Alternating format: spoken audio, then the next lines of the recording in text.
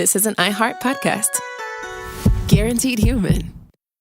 There's a difference between liking a house and actually getting it. Redfin is built to make up that difference and close the gap between finding and owning the home for you. Redfin agents close twice as many deals as other agents. So when you find a home you love, you're not a step behind when it comes to making an offer. That means less watching great homes disappear and more focus on the one you'll call home. Redfin helps turn saved listings into real addresses. Get started at redfin.com. Own the dream.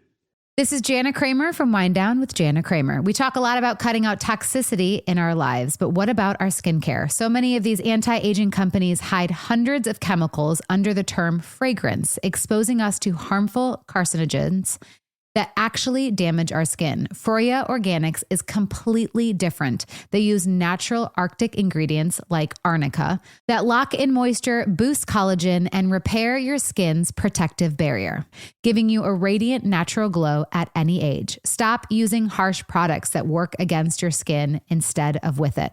Visit ForiaOrganics.com today.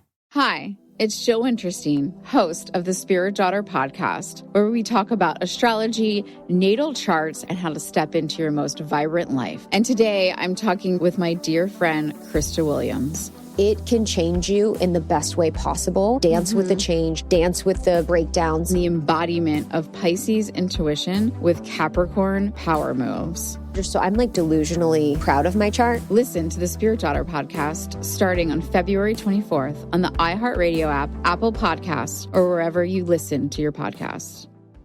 I'm Nancy Glass, host of the Burden of Guilt Season 2 podcast. This is a story about a horrendous lie that destroyed two families. Late one night, Bobby Gumpright became the victim of a random crime. The perpetrator was sentenced to 99 years until a confession changed everything. I was a monster. Listen to Burden of Guilt Season 2 on the iHeartRadio app, Apple Podcasts, or wherever you get your podcasts. What grows in the forest? Our imagination and our family bonds. The forest is closer than you think. Find a forest near you at discovertheforest.org. Brought to you by the United States Forest Service and the Ad Council. I'm Tanya Sam, host of the Money Moves podcast powered by Greenwood. This daily podcast will help give you the keys to the kingdom of financial stability, wealth, and abundance. With celebrity guests like Rick Ross, Amanda Seales, Angela Yee, Roland Martin, JB Smooth, and Terrell Owens. Tune in to learn how to turn liabilities into assets and make your money move. Subscribe to the Money Moves podcast powered by Greenwood on the iHeartRadio app or wherever you get your podcasts. And make sure you leave a review. When's the last time you took a time out? I'm Eve Rodsky, author of the New York Times bestseller Fair Play and Find Your Unicorn Space, activist on the Gender Division of Labor, attorney, and family mediator. And I'm Dr. Aditi Narukar, a Harvard physician and medical correspondent with an expertise in the science of stress, resilience, mental health, and burnout. We're so excited to share our podcast, Time Out, a production of iHeart Podcasts and Hello Sunshine. We're peeling back the layers around why society makes it so easy to guard men's time like it's diamonds and treat women's time like it's infinite, like sand. And so whether you're partnered with or without children or in a career where you want more boundaries, this is the place for you, for people of all family structures. So take this time out with us to learn, get inspired, and most importantly, reclaim your time. Listen to Time Out, a Fair Play podcast on the iHeartRadio app, Apple Podcasts, or wherever you get your podcasts. Hey everybody, Robert Evans here, and I wanted to let you know this is a compilation episode. So every episode of the week that just happened is here in one convenient and with somewhat less ads package for you to listen to in a long stretch if you want. If you've been listening to the episodes every day this week, there's going to be nothing new here for you, but you can make your own decisions. You crack open a Dr. Pepper. You know it'll only make you more thirsty in the long run, but you need some liquid in your mouth, and you're saving your remaining 15 gallons for a quick shower. The U-Haul is finally almost packed up. You may be able to make it down to San Francisco in time. Living in Redwood Valley has been nice the last few years. It's a beautiful place, but in August of 2022, the drought became too much. Late last year, California's new far-right governor lifted all water restrictions on farmers. This sparked a new statewide race to use what water was available before it ran out.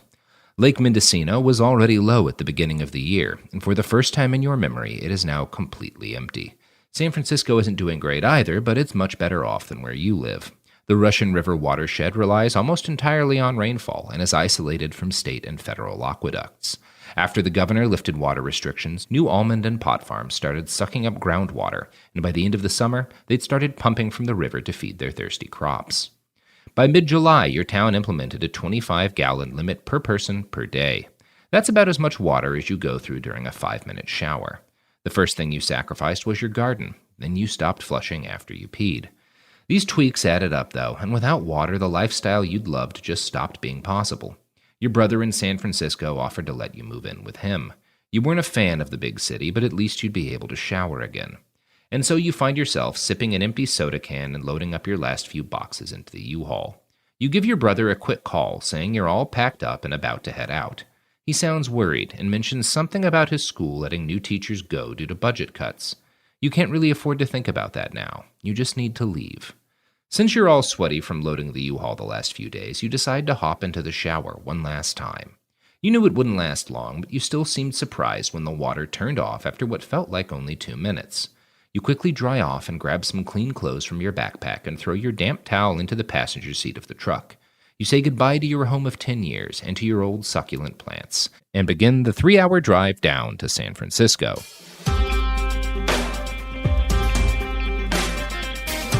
Water scarcity is a problem you're probably already familiar with, especially if you live in the Southwest. California has dealt with particularly brutal droughts over the last 20 years, and the Golden State's water problems could be about to get much, much worse. Because in just a few days, California might find itself helmed by a far-right governor with a near-religious hatred of water conservation.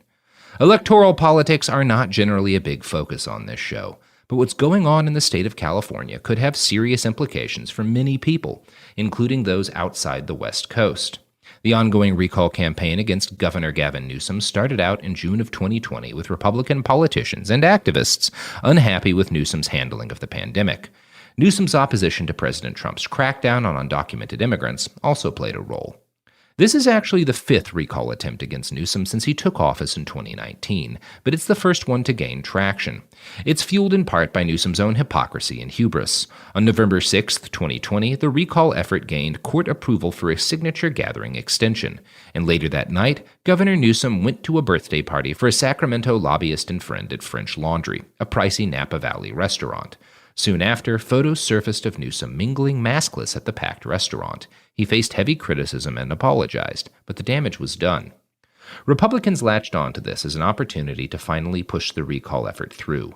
The recall petition, which had only 55,588 signatures on the day of the dinner, had nearly 500,000 a month after the November 6th incident. California's recall process is probably the least democratic one in the United States. Gathering signatures to authorize a recall election is a pretty standard thing, but California has among the lowest signature requirements in states that allow for the recall of an official. Most states require that the recall campaign must gather signatures equal to 25% of the votes cast in the last election. California requires just 12% for executive officials.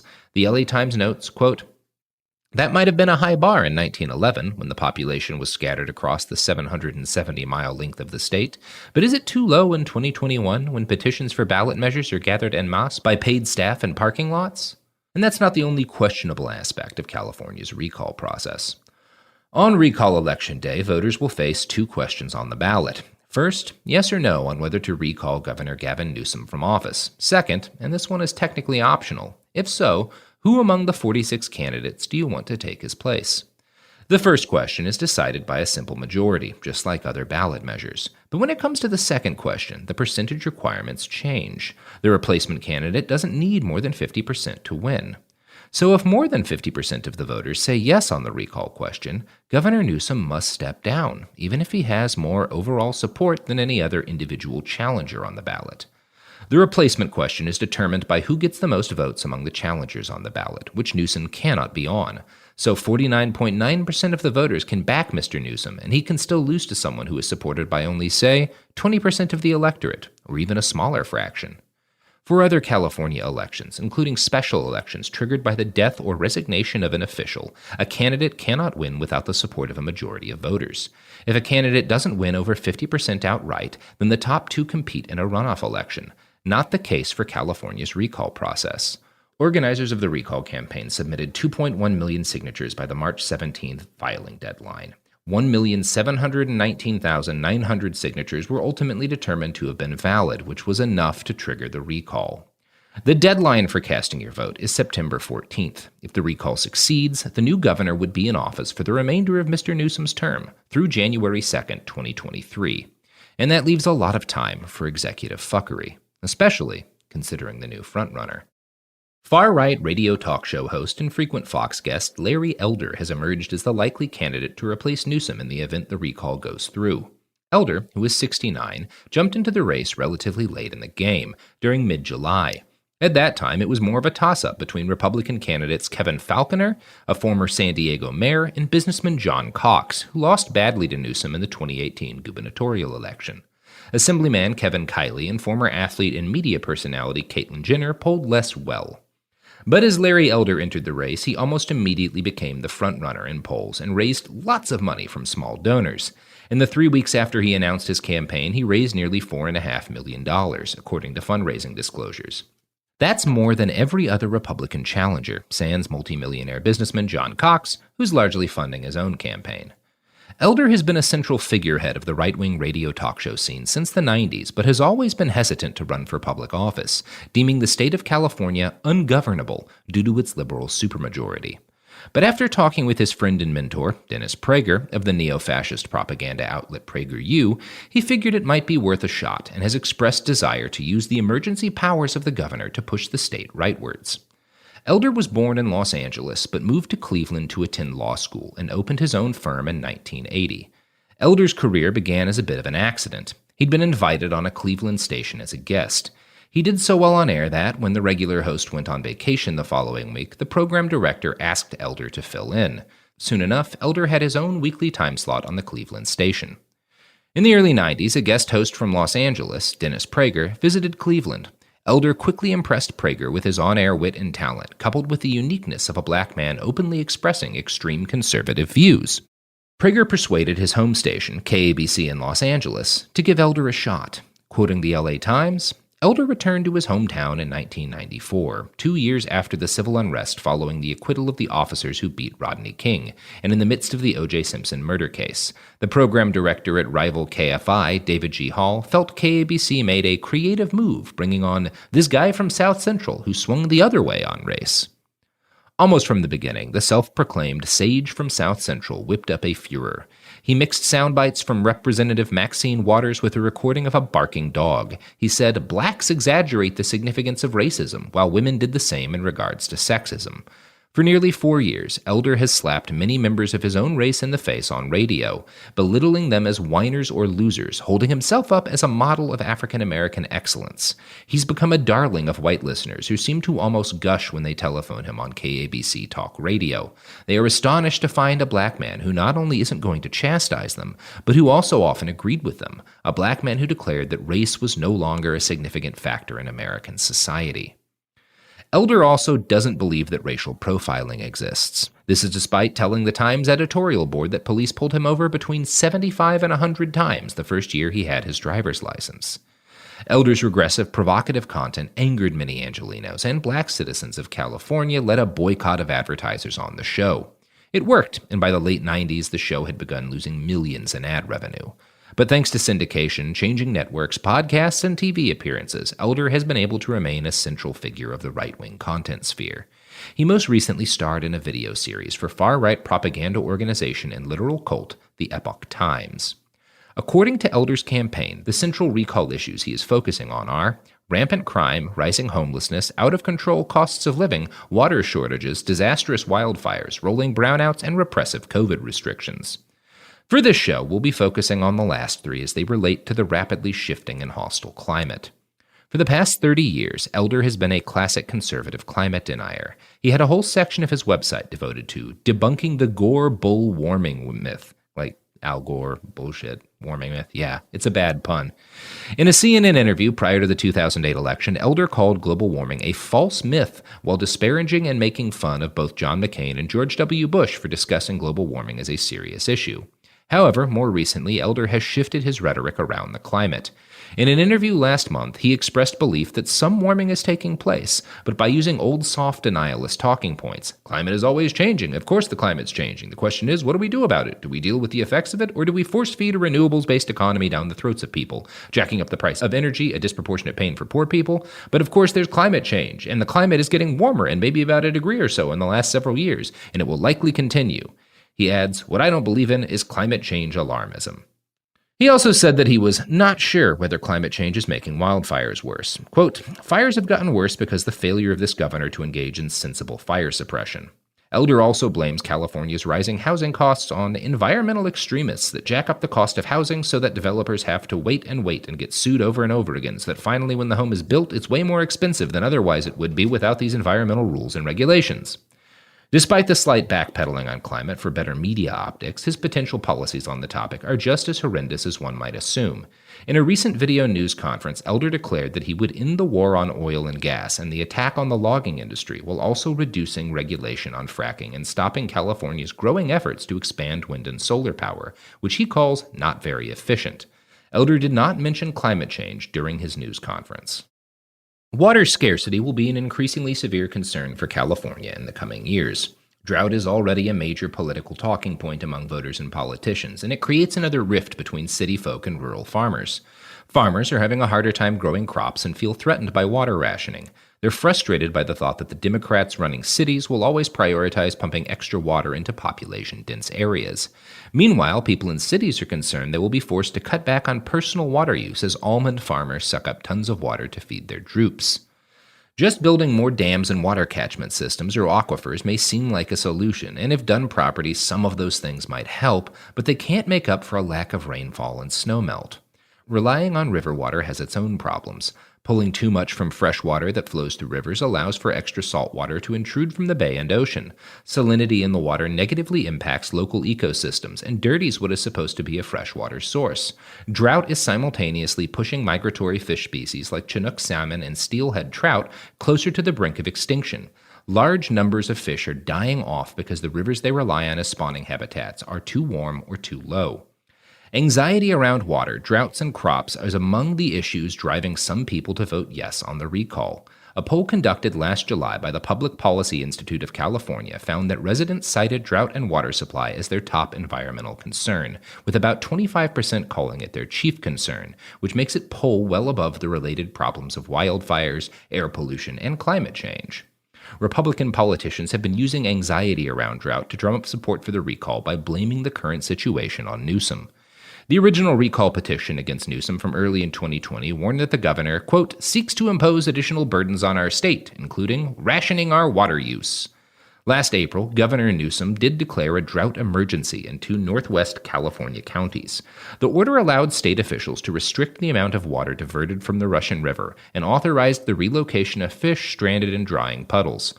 The local county government asked residents to use no more than 50 gallons per day per person. But Newsom himself hasn't mandated water rationing for individual consumers, though he has asked Californians to voluntarily cut consumption by 15% and has suggested that statewide restrictions could be on the table if conditions worsen heading into the fall. Newsom and the Department of Water Resources as a whole do have ideas in mind for tackling this issue. Last year, Newsom authorized an $11 billion water infrastructure project, building a single 30-mile tunnel under the Sacramento-San Joaquin River Delta. The project, which has been discussed for years, is being pushed forward in hopes that it will protect the delta's existing wetland ecosystem and supply enough fresh, clean water to be diverted south for the rest of the state. But the tunnel concept has faced opposition, both locally and from conservation-minded folks. Some residents in the Delta region see it as just a water grab to meet the demands of Southern California and the agriculture industry, while the needs of those up north are being ignored. Ecologically focused critics say it could still increase salinity in the Delta and result in notable harm for the ecosystem. Newsom has more recently discussed other action and legislation to help mitigate the continued drought. Quoting the San Francisco Chronicle, In July, the governor signed a state budget that includes $5.1 billion over 4 years for new water infrastructure and drought preparation projects, including money to repair delivery canals, help farmers irrigate crops more efficiently, and start water recycling projects. Still, Newsom's recent actions have done little to quell anger among many farmers who say the state's failure to plan for another major drought just a few years after it exited the last one has put them on the brink of ruin. Ernest Buddy Mendez, a lifelong farmer in Fresno County and Republican County supervisor, said he was forced to let hundreds of acres where he used to grow cotton and wheat dry up this year after his allotment of river water was slashed to zero. He's relying on groundwater pumped from wells to keep his grove of almond trees alive. Mendez said he hasn't decided whom to support as a replacement candidate in the recall, just that he will vote hell yeah to remove Newsom. Let's face it, Newsom, damn is a 4-letter word, Mendez said. We haven't done anything in 20 years about building storage. California already does have one of the most extensive dam systems in the country, with nearly 1,500 reservoirs. Building new on-river dams would cost billions of dollars, if such efforts even survive legal challenges, which are all but guaranteed amid the struggle to save endangered fish species. There are not many areas left that would make sense or be sustainable to build a new, large reservoir. One other, more cost-effective solution could be to store more water collected during wet years in underground aquifers. One of the solutions to this problem is the same as the solution to a number of other climate-related problems, which is that we simply have to cut the amount of resources we're consuming, whether that means reducing our energy use or cutting down on wasteful water use. You can only build so many dams. The trend of California farmers growing thirstier crops has made an existing problem much worse. Today, the state produces 3 times as many acres of almonds as it did 25 years ago. With California most likely entering a 3rd straight year of disappointing rainfall and snowmelt, anxiety around drought and increased severity of water restrictions won't get any better. And if the La Niña weather pattern hits the West Coast as it's poised to, that would mean the western U.S. will have a drier and hotter winter than average. Last August, water regulators made an unprecedented move to begin cracking down on water use in the sprawling Sacramento River and San Joaquin River watersheds, ordering 4,500 farmers, water districts, and other landowners, including the city of San Francisco, to stop drawing water from the basins of the river or face penalties of up to $10,000 a day. The city has enough water in its reservoirs to meet demand for at least a couple of years, and stored water is not affected by the state restrictions. Water agencies also can seek an exemption from curtailments if human health or safety are compromised. This does hit rural areas and agriculture the hardest because most cities have alternative supplies and stored water to tap into. Looking to attract voters, Larry Elder and other Republican challengers to Newsom have made it a recurring point to say that farmers should not have to endure such cuts. But they don't really give any prospective solutions to prevent rationing when water levels at reservoirs. This is Jana Kramer from Wind Down with Jana Kramer. We talk a lot about cutting out toxicity in our lives, habits, jobs, relationships. But what about our skincare? So many of these anti-aging companies out there actually hide hundreds of chemicals under the term fragrance, exposing us to harmful carcinogens that actually break down your skin's protective barrier.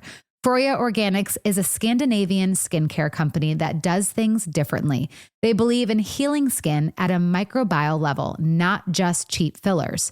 They use wild harvested Arctic botanicals like arnica and sea buckthorn. These plants survive extremely harsh winters, making them super resilient and hyper-packed with nutrients.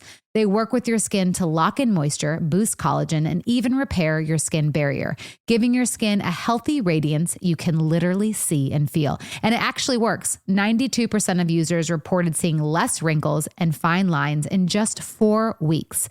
It's time to stop using harsh chemicals and switch to natural ingredients that give your skin what it needs most.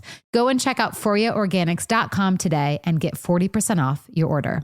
Hi, this is Jill Winterstein, host of the Spirit Daughter podcast, where we talk about astrology, natal charts, and how to step into your most vibrant life. And I just sat down with a Minnie Driver. The Irish traveler said when I was 16, you're going to have a terrible time with men. Actor, storyteller, and unapologetic Aquarian visionary. Aquarius is all about freedom loving and different perspectives. And I find a lot of people with strong placements in Aquarius are misunderstood. A Sun and Venus in Aquarius in her 7th house spark her unconventional approach to partnership. He really has taught me to embrace people sleeping in different rooms, on different houses, in different places, but just an embracing of the isness of it all. If you're navigating your own transformation or just want a chart side inside view into how a leading artist integrates astrology, creativity, and real life, this episode is a must listen. Listen to the Spirit Daughter podcast starting on February 24th on the iHeartRadio app, Apple Podcasts, or wherever you listen to your podcasts. In 2023, a story gripped the UK, evoking horror and disbelief. The nurse who should have been in charge of caring for tiny babies is now the most prolific child killer in modern British history. Everyone thought they knew how it ended.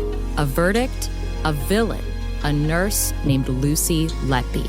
Lucy Letby has been found guilty. But what if we didn't get the whole story? The moment you look at the whole picture, the case collapses. I'm Amanda Knox, and in the new podcast, Doubt, the Case of Lucy Letby, we follow the evidence and hear from the people that lived it to ask what really happened when the world decided who Lucy Letby was. No voicing of any skepticism or doubt. It'll cause so much harm at every single level of the British establishment of this is wrong. Listen to Doubt, the Case of Lucy Letby on the iHeartRadio app, Apple Podcasts, or wherever you get your podcasts.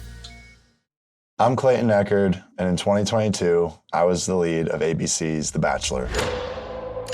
Unfortunately, it didn't go according to plan. He became the first Bachelor to ever have his final rose rejected. The internet turned on him. If I could press a button and rewind it all, I would.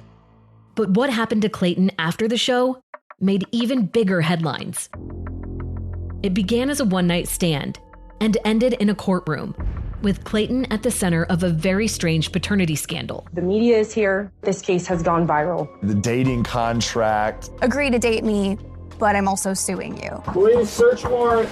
This is unlike anything I've ever seen before.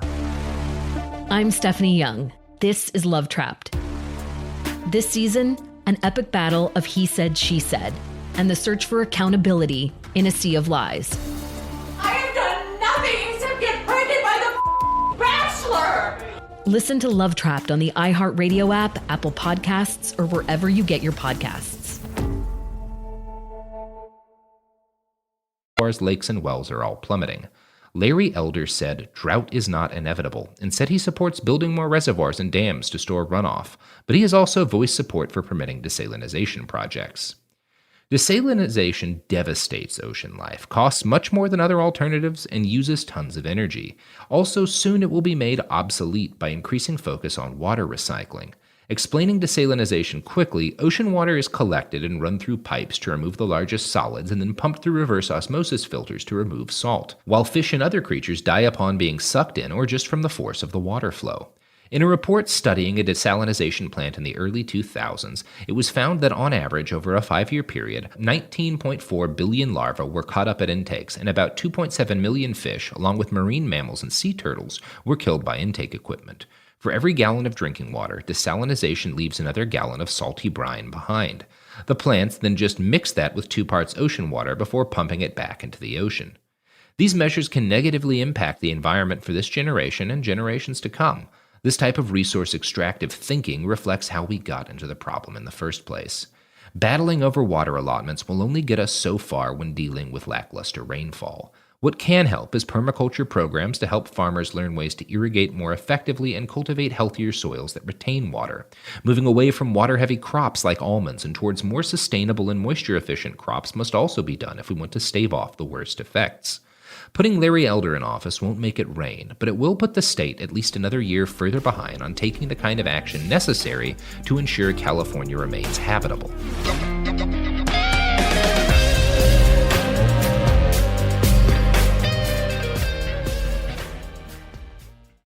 What's up, guys? I'm Rashad Bilal. And I am Troy Millings, and we are the hosts of the Earn Your Leisure podcast, where we break down business models and examine the latest trends in finance. We hold court and have exclusive interviews with some of the biggest names in business, sport, and entertainment. From DJ Khaled to Mark Cuban, Rick Ross, and Shaquille O'Neal. Our alumni list is expansive. Listen in as our guests reveal their business models, hardships, and triumphs in their respective fields. The knowledge is in depth, and the questions are always delivered from your standpoint. We want to know what you want to know. We talk to the legends of business, sports, and entertainment about how they got their start and, most importantly, how they make their money. Earn Your Leisure is a college business class mixed with pop culture. Want to learn about the real estate game? Unclear as how the stock market works? We got you. Interested in starting a trucking company or a vending machine business? Not really sure about how taxes or credit work? We got it all covered. The Earn Your Leisure podcast is available now. Listen to Earn Your Leisure on the Black Effect Podcast Network, iHeartRadio app, Apple Podcasts, or wherever you get your podcasts.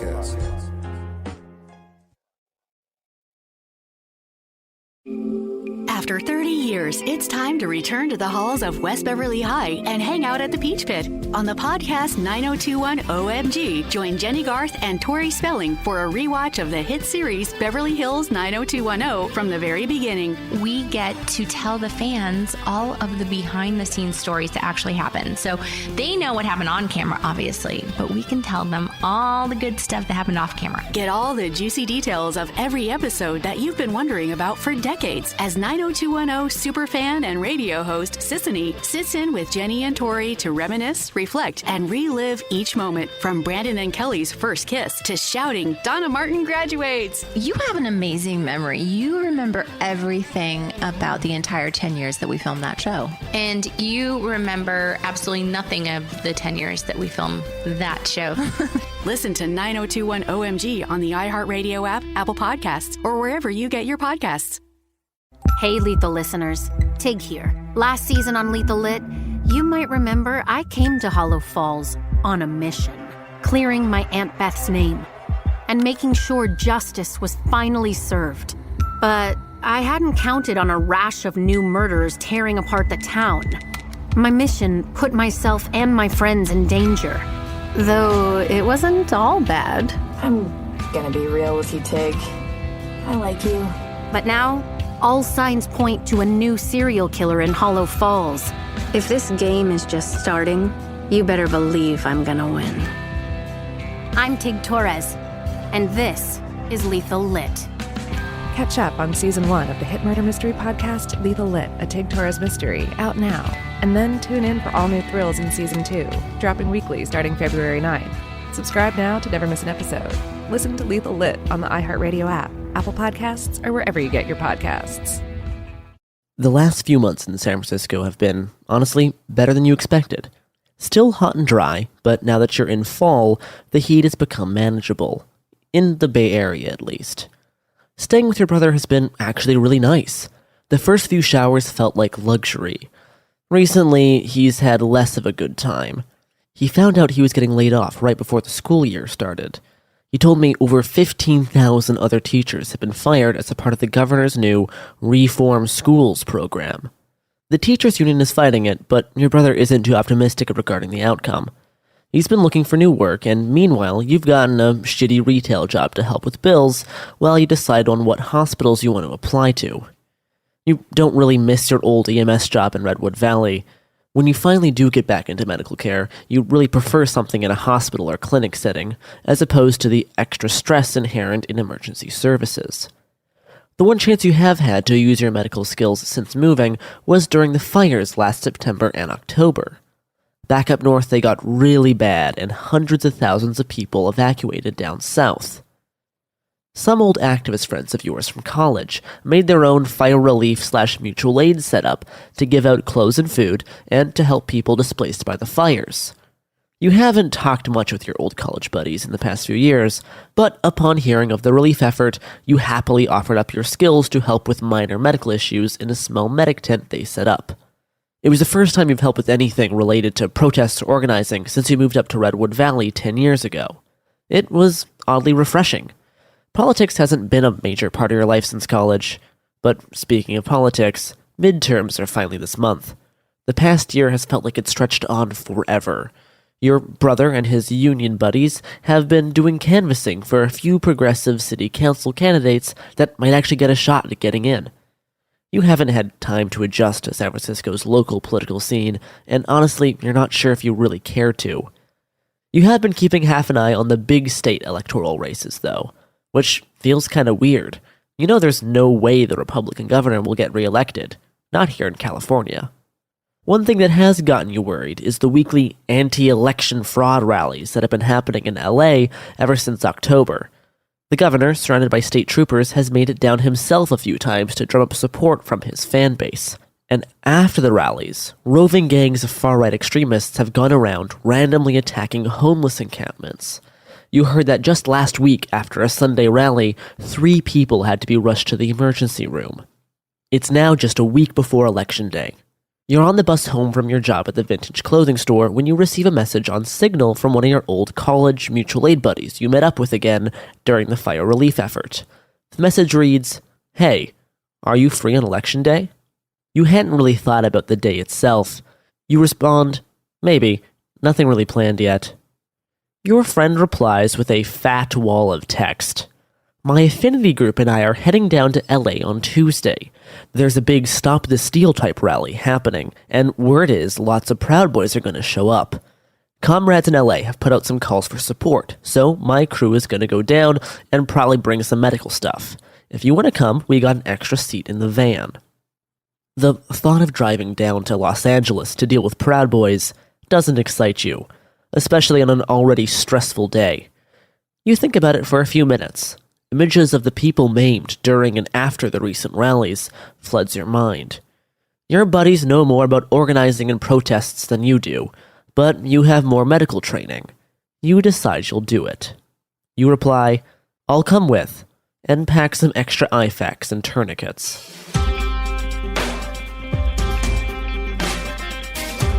Among the issues Republican recall challengers have raised to attack Newsom, forest mismanagement has loomed large among the recent complaints. This type of thing harkens back to Trump's old habit of blaming the governor and not raking enough leaves for California's fiery plight.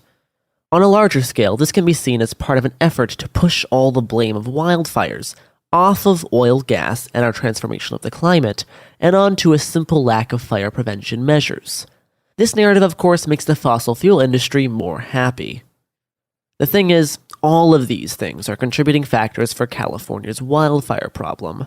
Climate change caused hotter temperatures and droughts makes fires easier to catch and spread, and inadequate forest management plus above-ground power lines do the same. Just because there are bad faith attacks on Newsom doesn't mean there aren't actual failures he's made as governor, especially in relation to the forests. An investigation from Cap Radio and California NPR, published last June, found out Newsom had grossly misrepresented and flat-out lied about his promises of new wildfire prevention efforts. Elements of the piece were of course used by Larry Elder and the right to push for support of the recall, but the article itself is a very fine piece of journalism. Back when Newsom first took office in January of 2019, one of the first things he did was sign an executive order overhauling how California handles wildfire prevention and forest management. The measures included removal of hazardous dead trees, vegetation clearing, creation of fuel breaks in community defensible spaces, and creation of ingress and egress corridors. In January 2020, a year after Newsom's initial announcement, the governor's office claimed in a press release that under the executive order's priority projects, 90,000 acres got treated with these fire prevention measures. But according to data obtained by Cap Radio and NPR, the actual number of acres treated by these priority projects was only 11,399, just 13% of the number Newsom boasted about. Quoting the piece by Cap Radio, quote, "Data shows Cal Fire's fuel reduction output dropped by half in 2020, to levels below Governor Jerry Brown's final year in office. At the same time, Newsom slashed roughly $150 million from Cal Fire's wildfire prevention budget. In 2020, 4.3 million acres burned, the most in California's recorded history. That was more than double the previous record set in 2018 when the Camp Fire destroyed the town of Paradise, ultimately killing 85 people. A decade ago, Cal Fire was trading a paltry 17,000 acres annually. That number has steadily climbed. Though Newsom misrepresented the number of acres treated in his priority projects, the overall amount of wildfire mitigation work carried out by Cal Fire spiked in his first year of office to 64,000 acres. But in 2020, fuel reduction totals plummeted to less than 32,000 acres, a roughly 50% drop, unquote. Multiple factors contributed to 2020's subpar fire prevention and reduction efforts. In 2019, the year with the largest number of acres treated in recent history, the state budget allotted for $355 million for wildfire prevention and resource management. But after the COVID-19 pandemic hit California in early 2020, Newsom cut the budget by 40%, down to $203 million. On top of the budget cuts, the fires themselves made prevention work more challenging. 2020's wildfire season started out early, which resulted in less time to do prescribed burns and thinnings because the same teams that are tasked with prevention and fuel reduction often also serve as firefighters once the fires break out. As of May 2021, CAL FIRE has treated over 23,000 acres throughout the year. This puts California on a trajectory better than last year's total, but not as high as the 60,000 plus acres treated in 2019. Newsom has been trying to make up for his missteps and gross exaggerations. Quoting the Cap Radio report again, quote, Newsom is trying to play catch-up. With the state enjoying an unexpected surplus, Newsom proposed $2 billion in spending on wildfires and emergency preparedness, with $1.2 billion going towards wildfire resiliency in the upcoming budget. Experts say the increase in prevention spending could help the state get closer to a less dangerous wildfire season over time. But they also expressed concern over whether the state will sustain that commitment for years to come. Unquote. Revelations about Newsom's and CAL FIRE's lies and lackluster forest management were quickly jumped on by Larry Elder and other Republican challengers as an easy way to attack Newsom and to move the conversation about wildfires away from climate change. Elder has said he has quote-unquote no idea why more prevention and reduction measures aren't being done, and when he becomes governor, he'll be, quote, implementing these commonsensical kinds of plans so that we can reduce the severity of these fires, unquote. Elder has given no concrete plans on what measures he'll be shooting to implement or any indication on how much money will be directed to prevent or fight fires. On the note of budgets, Elder has said that the more recent spending on wind and solar power has left, quote, less money for removing trees and putting power lines underground, the kind of things that would make these fires less intense, unquote. And he promises to drastically cut spending on renewables, while also investing more in oil and gas. To be clear, Newsom's upcoming budget contains billions for both fire prevention/fuel reduction and renewable energy such as wind and solar. Whoever ends up governing California is not only in charge of local politics, like governors in other states. What happens in California affects people across the country and even globally, whether that's wildfire smoke traveling across continents or changes to supply chains and industry rippling across the world. California is, after all, the world's 5th largest economy. There are also political ramifications that could affect the state as a whole if Elder gets in office. The Senate is currently a 50-50 split between Republicans and Democrats, with Vice President Kamala Harris getting the tie-breaking vote. One of California's senators is 88-year-old Dianne Feinstein, the oldest active senator. If she dies in office or has to step down due to medical reasons before her term is over, the governor of California gets to appoint her replacement. If Elder appoints a Republican, then the Senate will be back under GOP control. And given his connections to the far-right media sphere, the list of potentials that Elder could appoint is frightening. This is by no means inevitable, even if Elder gets into office.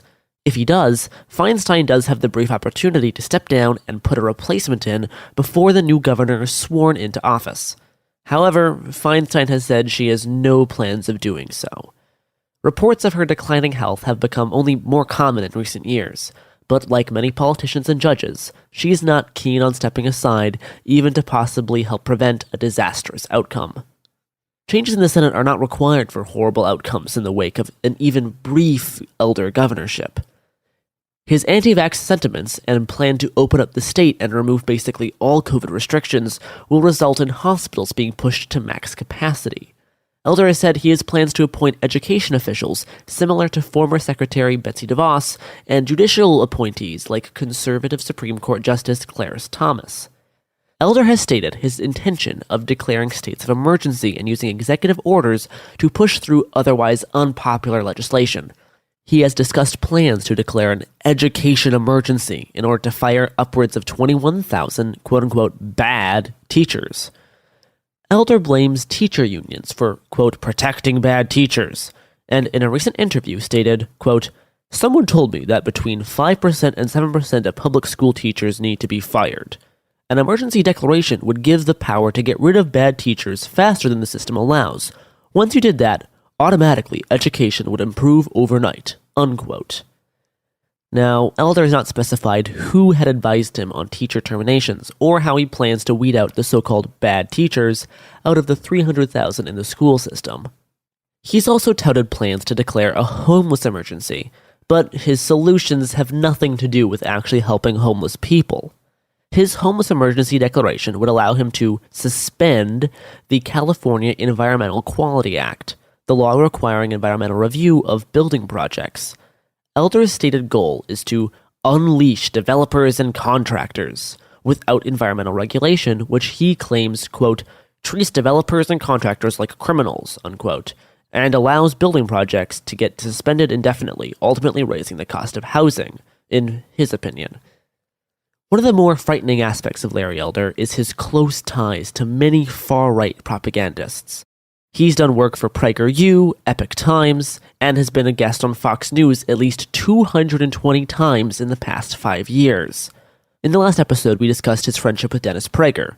Also, Dave Rubin just recently campaigned for Elder at a recent rally, and a month and a half ago, Elder was on Candace Owens' show discussing how the descendants of slave owners deserve reparations for having their property, i.e. black people, stolen from them when the slaves were freed. Those are his words, not mine. What's probably most concerning is Elder's connection to Stephen Miller. In fact, we wouldn't have Stephen Miller if it were not for Larry Elder. Back in the late 90s, a conservative student from Santa Monica High School would call into Larry Elder's show to rant about his school's liberal culture. Reportedly, the student would go around demanding staff and fellow students regularly recite the Pledge of Allegiance. He railed against condom giveaways and called Spanish language announcements, quote, a crutch preventing Spanish speakers from standing on their own, unquote. Young Californians calling into Elder's show and agreeing with him wasn't very common, and Elder ate it up. He loved talking with the student so much that he let the kid on basically any time he wanted a platform to rant and rave. You know where this is going. That student was Stephen Miller. According to Miller, he appeared on Elder's show 69 times throughout his time in high school and university, and calls Elder, quote, the one true guide I've always had, unquote. Miller's appearances on Elder's radio show made him a recognizable figure in the larger conservative media world, helping him connect with Steve Bannon and eventually President Trump. By extension, Elder was Stephen Miller's on-ramp to the White House. In an email to Miller in 2016, Elder told him, quote, I hope to live to see the day when you become president. When media has brought up his friendship with Stephen Miller, Elder tries very quickly to change the subject. When pushed on the topic in a recent interview, Elder shot back with, quote, why would you bring up Stephen Miller? I'm just wondering what the agenda here is. What's the point? Am I somehow, what, a Nazi? A fascist? Unquote. I think that says enough. The reason we haven't discussed the other candidates in the recall election is because, at this point, if Newsom is recalled, it's absolutely certain that Elder will be the one to succeed him. He has a 20-point lead ahead of other challengers, but that lead is still only a tiny fraction of the total electorate, which demonstrates the part of the problem in California's recall process. There are other Republican challengers with concerning pasts and beliefs. Lots of anti-mask, anti-trans, anti-vax, total disbelief in climate change, people spouting QAnon-originated conspiracy claims, advocating the lie that the presidential election was stolen, and there's even a Democrat challenger that plans to use the National Guard to round up all homeless people and put them in concentration camps. But Elder himself shares a lot of those views, and uses the fact that he's black as a shield for criticism against his racist and nationalist policies and ideas. We haven't even mentioned that last month, Elder's ex-fiancée came out and said that Elder was extremely abusive and had threatened her with a loaded gun. In early August, polls were showing pretty much neck and neck for the first question on the ballot, yes or no on the recall itself. A Survey USA poll from that time even had 40% of respondents vote no on the recall and 51% vote yes to remove Newsom. Throughout August and September, results started to flip the other direction as ads against the recall hit the airwaves and internet. The latest Survey USA poll has 54% voting no on the recall and 41% voting yes. Other polls hover around the same 10 to 15 point lead for Newsom staying in office. Now, with polls not going the way Elder and the GOP would like, we're starting to see a new, yet familiar narrative being prepared. On my website, electelder.com, we have a voter integrity project. We have lawyers all set up, all ready to go to file lawsuits in a timely fashion. The reason the lawsuits did not work in the 2020 election, we know what happened there, is because the lawsuits were filed too late and many of them were dismissed on procedural grounds.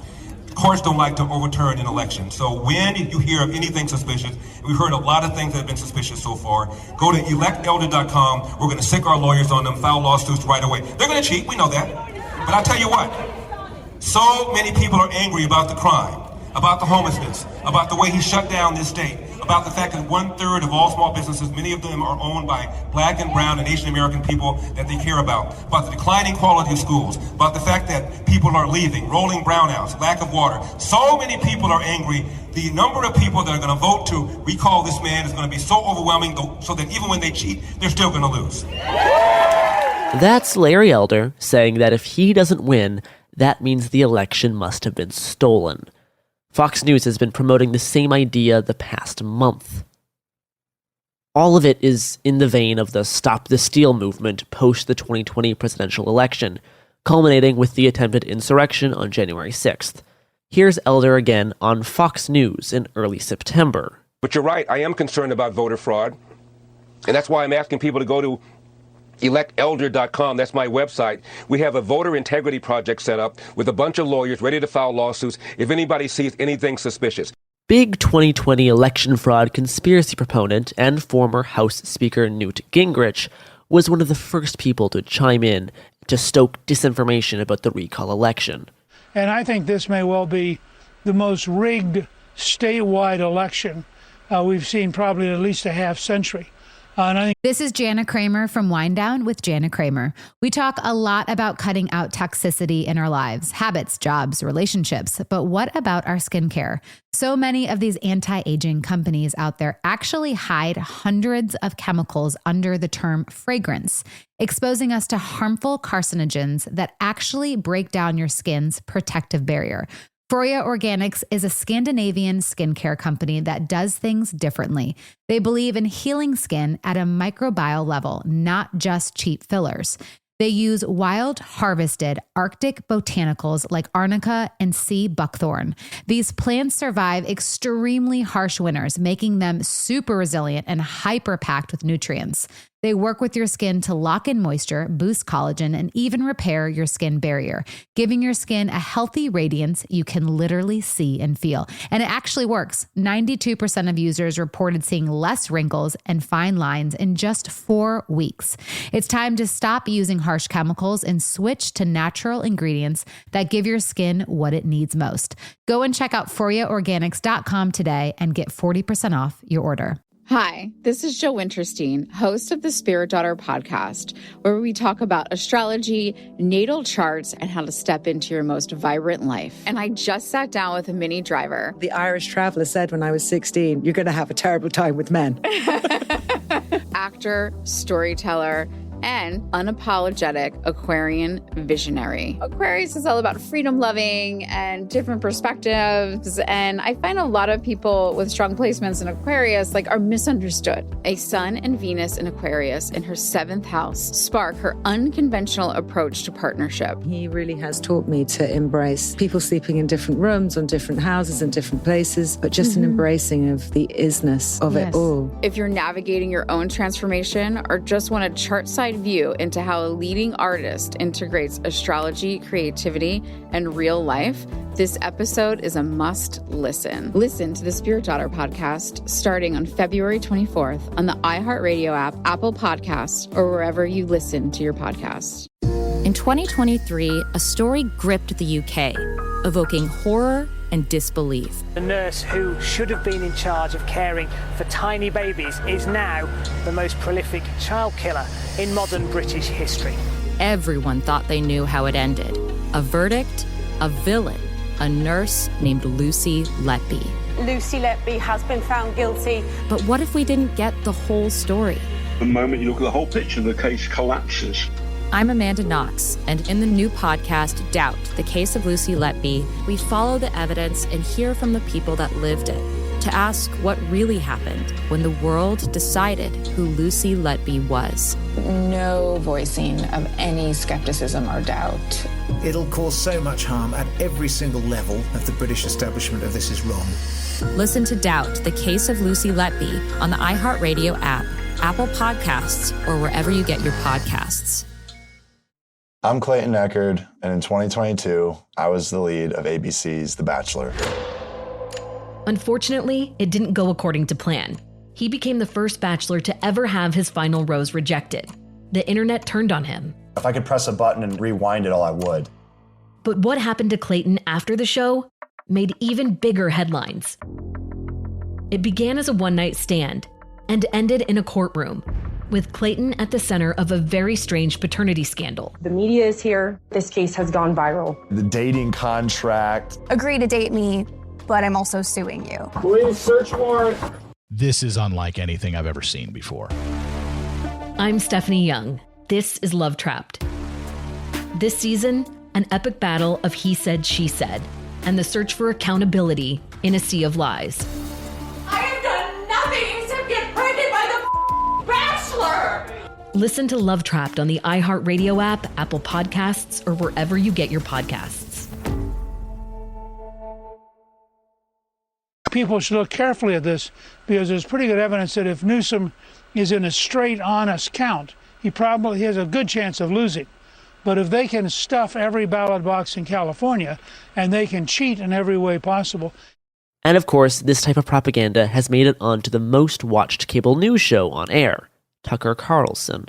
California does not get the credit it deserves for the corruption that's endemic there. It's a one-party state and they act like it. And you've got to have concerns about whether this recall election will be free and fair. Are you concerned?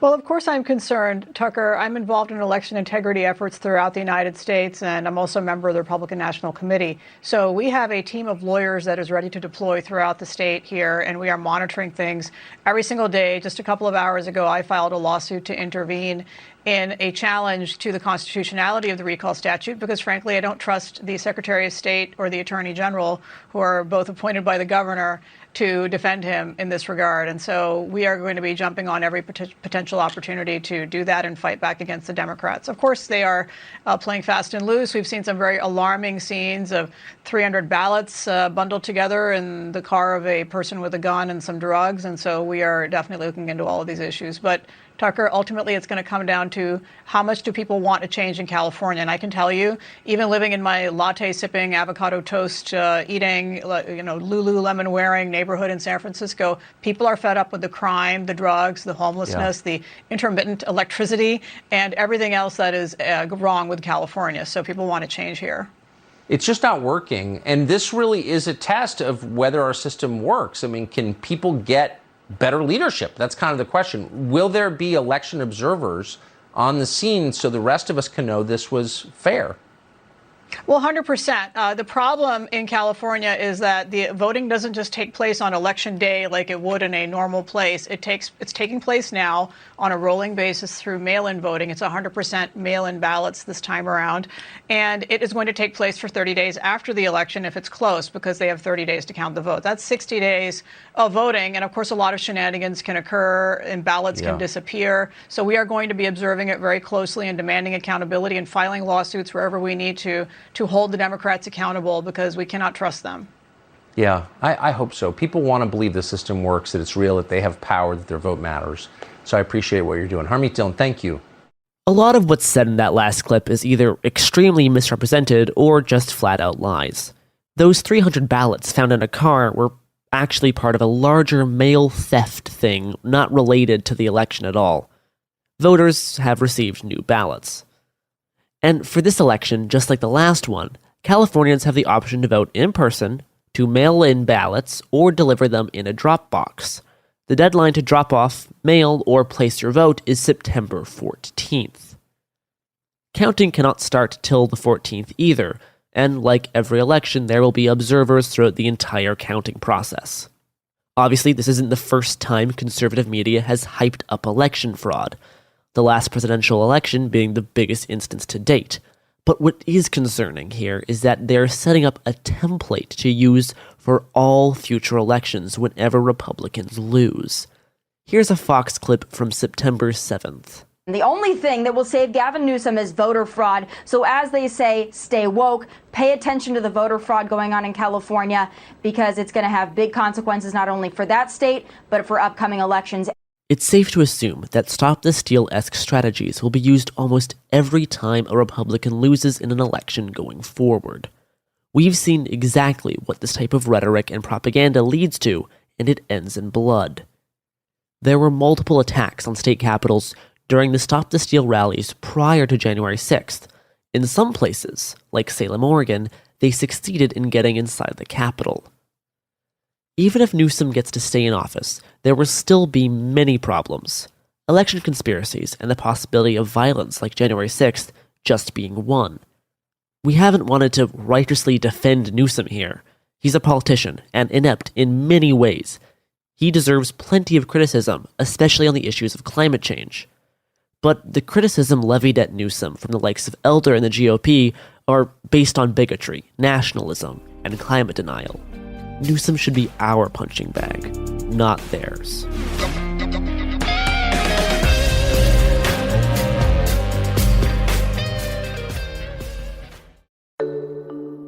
I'm Eve Rodsky, author of the New York Times bestseller Fair Play and Find Your Unicorn Space, activist on the gender division of labor, attorney, and family mediator. And I'm Dr. Aditi Narukar, a Harvard physician and medical correspondent with an expertise in the science of stress, resilience, mental health, and burnout. We're so excited to share our podcast, Time Out, a production of iHeart Podcasts and Hello Sunshine. We're uncovering why society makes it so hard for women to treat their time with the value it deserves. So take this time out with us. Listen to Time Out, a Fair Play podcast on the iHeartRadio app, Apple Podcasts, or wherever you get your podcasts. I'm Jake Halpern, host of Deep Cover. Our new season is about a lawyer who helped the mob run Chicago. We controlled the courts. We controlled absolutely everything. He bribed judges and even helped a hitman walk free, until one day when he started talking with the FBI and promised that he could take the mob down. I've spent the past year trying to figure out why he flipped and what he was really after. From my perspective, Bob was too good to be true. There's got to be something wrong with this. I wouldn't trust that guy. He looks like a little scumbag liar, stool pigeon. He looked like what he was, a rat. I can say with all certainty, I think he's a hero because he didn't have to do what he did, and he did it anyway. The moment I put the wire on the first time, my life was over. If it ever got out, they would kill me in a heartbeat. Listen to Deep Cover on the iHeartRadio app, Apple Podcasts, or wherever you get your podcasts. The Black Effect Presents features honest conversations and exclusive interviews. A space for artists, everyday people, and listeners to amplify, elevate, and empower Black voices with great conversations. Make sure to listen to the Black Effect Presents podcast on iHeartRadio, Apple Podcasts, or wherever you get your podcasts.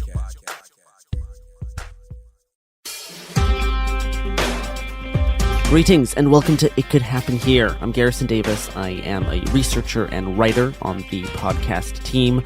Today we have a roundtable discussion with a group of researchers who look into extremism and political violence, usually stemming from far-right propagandists and people in that kind of whole sphere. So we have a discussion relating to climate change and all these other things that I was able to record with these fine people. It's split up into two sections. So part 1 is coming out today. Part 2 is coming out tomorrow. Highly recommend you listen to both. Maybe even back-to-back at some point, because it does really give a nice rounded out view of what we were talking about. So without further ado, here is my discussion with, like, I don't know, well, not a dozen, but a large amount of terrorism researchers, as we are all in the woods, as you will soon find out.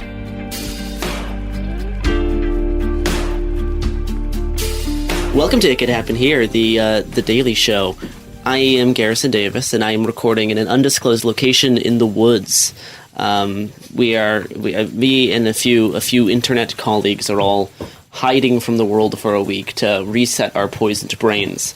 But I'm going to slightly repoison us here for about an hour to have a discussion about climate change and terrorism, because we have a group of people here who all research the bad thing online a lot. So I'm going to try to take advantage of having this unique group of people all in one location to have this nice discussion for you guys. But yeah, specifically we want to talk about how each of us as an quote unquote expert in certain fields see climate change impacting extremism and terrorism in the next few decades.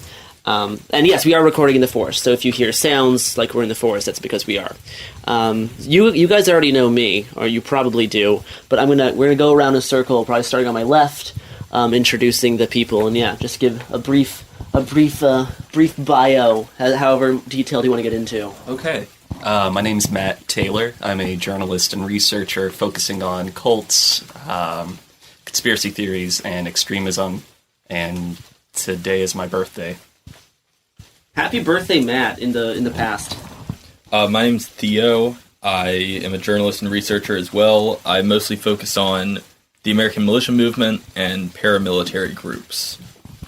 I'm Toothpick. I'm with Theo, Matt, Emmy, and Big Newhouse, who isn't here on Terrorism Bad. That's a podcast, by the way. Self-plug. My research and reporting focuses mainly on conspiracy theories and where that overlaps with political extremism, and with a focus on connections between U.S. and Europe, especially Germany. I'm Peter Smith. I'm a journalist with the Canadian Anti-Hate Network and the host of the Unusual Show podcast. I'm Lily, and I focus on extremism and counterterrorism and data analysis. And I'm Emmy. I do digital propaganda and rhetoric. That is our little crew. Let's see. What the first thing we kind of want to talk about, I'm guessing, is how we see small, because the podcast is more about smaller local collapses. We don't. There's not going to be one big collapse. We're going to see small things start to fall apart, and how we see when small things fall apart. What we see filling in those gaps? Specifically, I think this will tie into the militia movement in a lot of ways. So yeah, you guys can start sprouting off your knowledge. Yeah. So one of the things that I've been thinking of and following, and I don't know if this has made as much of an impact in U.S. media. But in the last month, parts of Germany and the Netherlands experienced really bad flooding that literally wiped out some villages and some towns. And one of the things that we've seen in Germany is, far-right groups. There isn't really a militia movement because of the laws there, but far-right groups rushing in and collecting aid and going for photo ops in those catastrophe areas. And what that does make me think of, and maybe Theo can talk more about this, is we've seen similar stuff in the U.S. with the militia movement marketing themselves as, emergency preparedness, or marketing themselves in that way, and positioning themselves where when, the government is unable to respond, that these groups are able to come in, and also using that for their messaging and for their rhetoric. Yeah, so, that is something that you see in the U.S. The biggest example, Garrison and I talked about this earlier, but during the wildfires in Oregon last year, you saw checkpoints being established by militia groups, whether already formed militia groups or kind of impromptu armed bands. And you also see that as a big marketing thing. I know a lot of the Virginia-based militias that I follow went out to Tennessee 1 or 2 years ago when the tornadoes happened. Yeah, I was going to mention that. Yeah, they did a bunch of kind of aid and photo ops. Yeah, so just not to dox myself, but I'm from Nashville, and beginning of 2020 in March, right before coronavirus. Someone just dropped a toy gun. Great job, guys. Yeah, so in the beginning of March of last year, right before COVID hit Nashville, we had a huge tornado go through Nashville itself and wipe out like 2 different neighborhoods and then a rural town right outside of Nashville. But you saw a lot of, so the community comes together in this really nice display of mutual aid to do all the cleanup, basically, before any official crews could get there. But with that, you also saw these far-right groups coming in for photo ops, and it normalizes their presence in heavily impacted areas, and it was not ideal. Yeah, a lot of the American militia movement, especially the modern kind of post-2008 3%er strain of it, is predicated on this idea of a complete breakdown of order or a loss of civil order, however you conceive of that. And these climate disasters that are going to hit areas are going to kind of provide a self-fulfilling prophecy for these people to step in and say, oh no, you need some sort of armed force. You need some sort of group of people to keep order and to keep law in whatever way they conceive of that.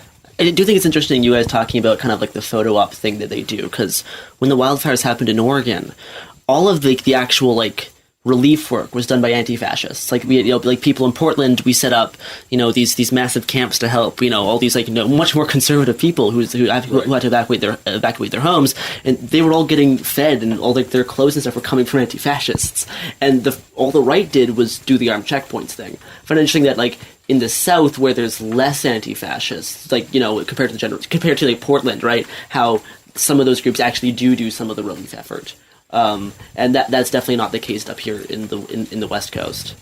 Oh yeah, I mean, last year I remember a few county level militias that I follow in Virginia were seriously doing relief work. They were gathering food, they were taking out to places affected by flooding in North Carolina, by tornadoes in Tennessee. It's not, I wouldn't go so far as to call it mutual aid because it lacks the kind of ideological framework for that, but they are providing some sort of infrastructure. I think mutual aid for their guys. With less of the theory side of mutual aid, but and I'm sure there's someone else who can speak more on this, but from my perspective, growing up in a super weird church, I see this interacting. I see this combining with local churches a lot as well. I'm not sure there's anyone else here who could say something more intelligently than me about how religion will combine with these kind of militia efforts. Well, a lot of eco extremists, on the far right, on the very, very fringe far right, can start to be very esoteric about their belief in climate change, and they start to sort of frame it as a reason for the collapse, that we need collapse, or attacking infrastructure for the purpose of somehow saving the planet, even though it's really not going to get them anywhere. We have to do a lot of our own work on the planet. We can't just destroy everything and see if it works out. Yeah, we can definitely bring up accelerationists and accelerationism as an overarching thing that is, not just it not to be horseshoe theory about it, but accelerationism pops up in a whole lot of areas, including areas of the left where it becomes very unuseful, and it can lead to a lot of wasted time and some destructive tendencies. I mean, I think that point kind of also provides an interesting through line between more mainstream militias and the really esoteric brands of eco-fascism or ecologically based extremism, is that they're both very influenced by colonial schools of thought. Eco-fascism and all that is kind of predicated on this idea of terra nullius. There is this perfect, empty, wild land that we can have. Manifest destiny. Exactly. And, so much of the ideas of order and, peacekeeping that you find within more mainstream militia movements come from this exact same type of thinking, where it's a colonial order that you need to keep. Yeah, I know there's a lot of people on the left who are in, the kind of, green, eco-socialist or green anarchist kind of strains who get very frustrated when people talk about eco-fascism, which I can understand, because no one really means the same thing when they talk about it. Sometimes they just mean any quote unquote terrorism that has like an environmental purpose. Some people, when they think of ecofascism, they think of like overpopulation. There's a lot of different things they mean by it. But I know we've all had talks about like what we personally view as like eco-fascism, because it's not just eco-extremism. Eco-extremism does not equal fascism. Like there's a whole bunch of eco-extremists who are very anti-fascist. And there is some who kind of bridge the gap. like ITS has some more fascist tendencies, but I would not accurately call them fascist based on the type of stuff they do, the type of writing they do. They do not check all of the boxes. But then we do have people who I would accurately describe as eco-fascists who've done mass shootings, who have a lot of eco-fascist stuff either in like the writing that they like or their own manifestos. They bring up enough points. It's like, yeah, you kind of fall into this broad category. Does someone here want to give their personal definition of ecofascism? This isn't not necessarily exactly what we use for the pod, but I'm interested to hear. There's a lot of people with various backgrounds. Everyone has their own specialized knowledge. What kind of, when people say that, what do you kind of put into that category? People believe in like this organic law and like natural order, and they believe that like there is a natural hierarchy ingrained in everything, and they think that generally like if we return to like some kind of primitive society or like they'll assume that like everything has its own structure, and that there's going to be people who rise to the top, people who just don't belong in that kind of society. It's going to be really damaging for like the elderly, for disabled people, and they just sort of see it as like survival of the fittest.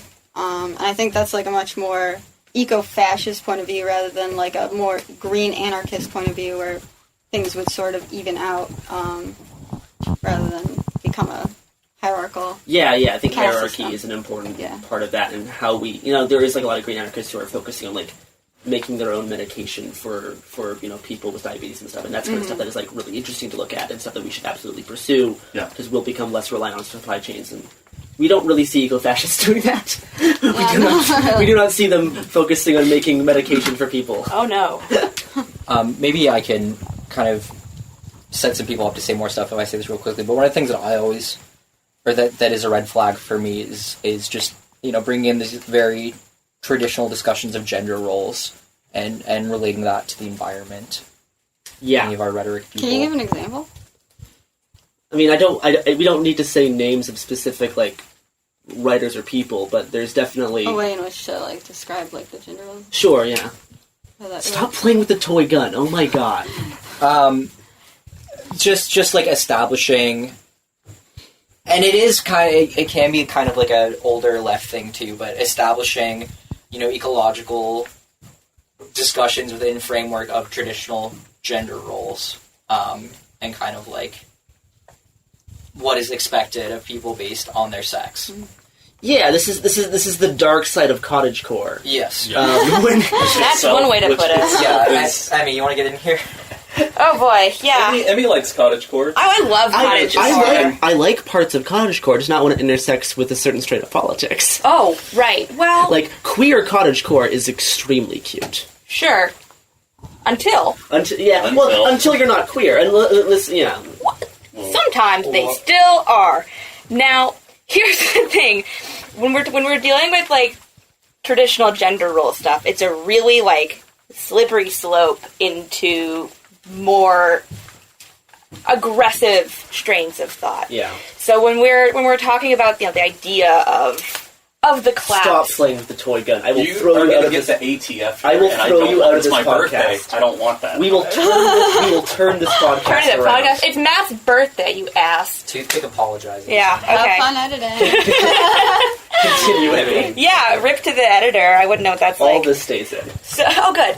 So when they're talking about the collapse, and they want, they think the rot of modernity will be gone, society will be ended. They can rebuild from the ground up, smaller communities, and they can build the society they want, which is largely ethno-nationalist. Yeah. It's not great.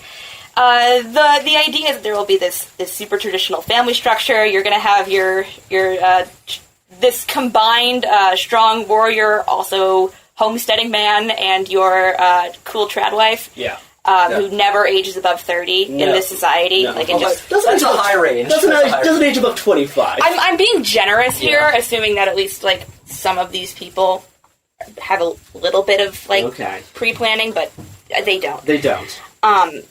And they step on each other a lot, right? Because they have this whole plan for this society free of industry, and they can't stop posting about it on the internet, which is pretty funny. Which is really funny, right? Like they're not good at it. Yeah, they're like way too addicted to posting to like actually commit to like the true off the grid trad life. At least 10K was off the grid.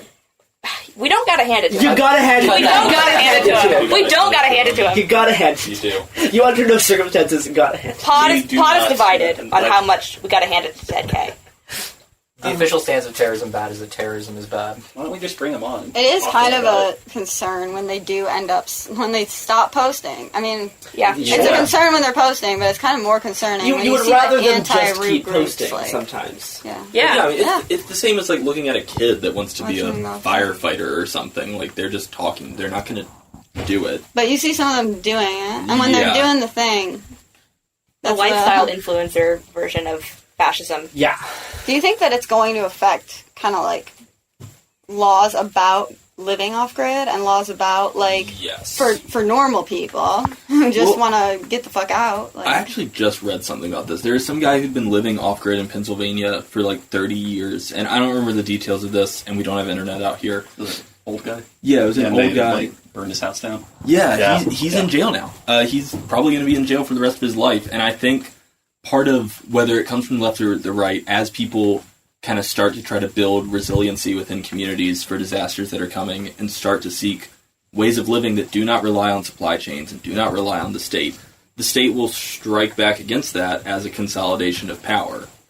Because the more that people move away from it, whether on the left or right, the less power the state has. I mean, utilizing counterterrorism as an excuse to do so. Yeah, because they're giving them reasons. And it's not going to get enforced equally.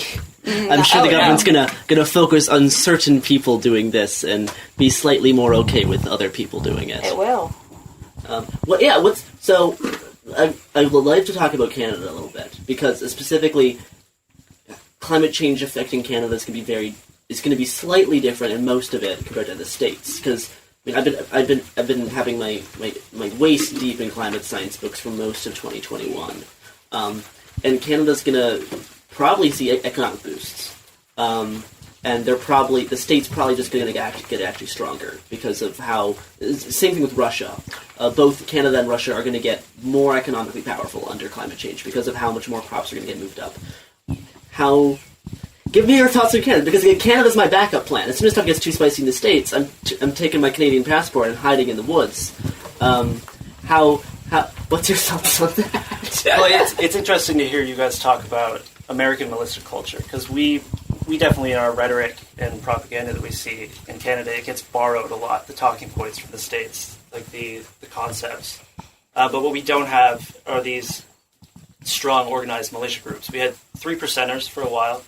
And who still exist, but they were big about being off grid. Like they were the ones who weren't posting for a long time, and it seems like as much as all these people are still around, they've largely deflated down. Because Canada's made some efforts to call them terrorists, right? Right. Very recently, we designated them as a terrorist organization. Yeah. Which doesn't carry a criminal charge, but if you do something involved with them, you send them money. Like there are consequences of that, legal enhancements. Okay.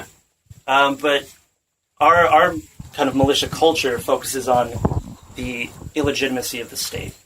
That Canada is founded, it's very kind of sob-sit type rhetoric, but that Canada's establishment, its rules, and especially with all the public health measures, it's this growing kind of tide of thought in both the prairies and largely out west. Yeah. I grew up in Saskatchewan. Most of my family is in Alberta. I know because I keep a soft eye on some Canadian hate groups just because I'm Canadian. Most of them pop up around Alberta. Where do you see this stuff kind of like happening? Like, do you see any of this on the East Coast? If so, is it smaller, or is this mostly on like a West Coast Canada thing? Well, that conspiratorial thought we've seen kind of across the country. Like on the East Coast, just recently we had people setting up their own version of checkpoints as like a protest against the public health measures. Okay, yeah. And like the whole eastern part of Canada is in its own bubble. Yes. Right now. But yeah, you had this like conspiracy-based movement forming these actual checkpoints, and then the main part of it, though, is probably going to be out west. Okay. Like, that is where these ideas are the most popular, the most popular. That makes sense. Where mainstream politicians are moving towards, amplifying these types of talking points. Yeah, do you see that, like, is that a mostly Alberta thing? It's a mostly, like, prairies, Alberta, the farmland. The interesting part is, though, when you talk about groups, is like, in Canada, groups are an urban phenomenon, for the most part. Okay. Most of our organization takes place around the city centers. And that is very different from the States. With the States, it's usually the opposite. There's always exceptions of where people live, but generally we see it as more of a rural thing where the groups organize. Whereas cities are more like liberal, and that's where like the anti-fascist groups are based. But it's kind of these little ideological pockets that exist all over, and certainly that sentiment is probably shared. But the need to mobilize seems to mostly focus on the urban centers, and then we'd never have our groups providing any kind of aid to people. That's just, or even checkpoints. Like that's beyond these like very recent protest movements. I know there has been more forest fires around BC, around western Alberta. How do you see the government's response to these types of things right now? I know Canada's in a particular situation with the Liberals having minority control, and the Canadian parliamentary system is probably confusing to a lot of Americans if they don't understand it already. But yeah, what do you see on that front? Because I know Justin both Trudeau and Biden talk the talk around like pipelines and stuff, but then do the complete opposite. How do you kind of see this kind of stuff working right now for like on the climate side of things? Well, yeah, our reaction to the reaction to the wildfires. The government response is always looked down on, like it's always looked at poorly. But none of these people are taking this as an opportunity to kind of change minds, do PR. There's much less reaction to it. Like the West also, there's this incredible feeling of alienation because of the way that our government is set up. Yeah. They have substantially less voting power. Yeah, the same way in the States, how there's southern states or states in the Midwest who feel like they don't really have any power politically. Same thing for almost the entire west coast of Canada, everything from like Manitoba to Alberta and parts of BC. Everyone is very frustrated at the federales and how they really don't have control for what's happening. People on the East Coast are controlling what our pipelines or what our mines are doing, and that's not fair to our workers. Because it does suck when a mine closes and then everyone in a small town is out of business. Like the part where I grew up in Canada, all my family around them, used to be in bustling small towns that are basically all now ghost towns because stuff closed. People had to move to either like. This is Jana Kramer from Wind Down with Jana Kramer. We talk a lot about cutting out toxicity in our lives, habits, jobs, relationships. But what about our skincare? So many of these anti-aging companies out there actually hide hundreds of chemicals under the term fragrance, exposing us to harmful carcinogens that actually break down your skin's protective barrier. Foria Organics is a Scandinavian skincare company that does things differently. They believe in healing skin at a microbial level, not just cheap fillers. They use wild harvested Arctic botanicals like arnica and sea buckthorn. These plants survive extremely harsh winters, making them super resilient and hyper packed with nutrients. They work with your skin to lock in moisture, boost collagen, and even repair your skin barrier, giving your skin a healthy radiance you can literally see and feel. And it actually works. 92% of users reported seeing less wrinkles and fine lines in just 4 weeks. It's time to stop using harsh chemicals and switch to natural ingredients that give your skin what it needs most. Go and check out ForiaOrganics.com today and get 40% off your order. In 2023, a story gripped the UK, evoking horror, and disbelief. The nurse who should have been in charge of caring for tiny babies is now the most prolific child killer in modern British history. Everyone thought they knew how it ended. A verdict, a villain, a nurse named Lucy Letby. Lucy Letby has been found guilty. But what if we didn't get the whole story? The moment you look at the whole picture, the case collapses. I'm Amanda Knox, and in the new podcast, Doubt, the Case of Lucy Letby, we follow the evidence and hear from the people that lived it to ask what really happened when the world decided who Lucy Letby was. No voicing of any skepticism or doubt. It'll cause so much harm at every single level of the British establishment of this is wrong. Listen to Doubt, the Case of Lucy Letby on the iHeartRadio app, Apple Podcasts, or wherever you get your podcasts. Hi, this is Jill Winterstein, host of the Spirit Daughter podcast, where we talk about astrology, natal charts, and how to step into your most vibrant life. And I just sat down with a Minnie Driver. The Irish traveller said when I was 16, you're going to have a terrible time with men.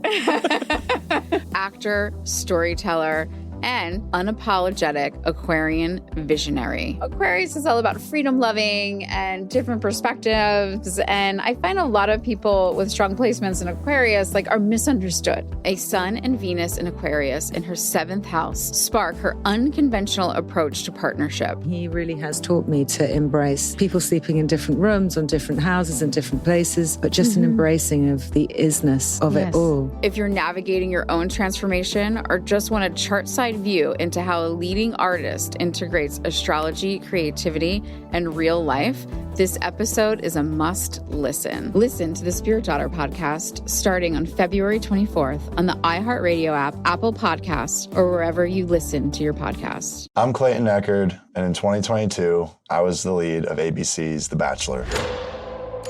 Unfortunately, it didn't go according to plan. He became the first Bachelor to ever have his final rose rejected. The internet turned on him. If I could press a button and rewind it all, I would.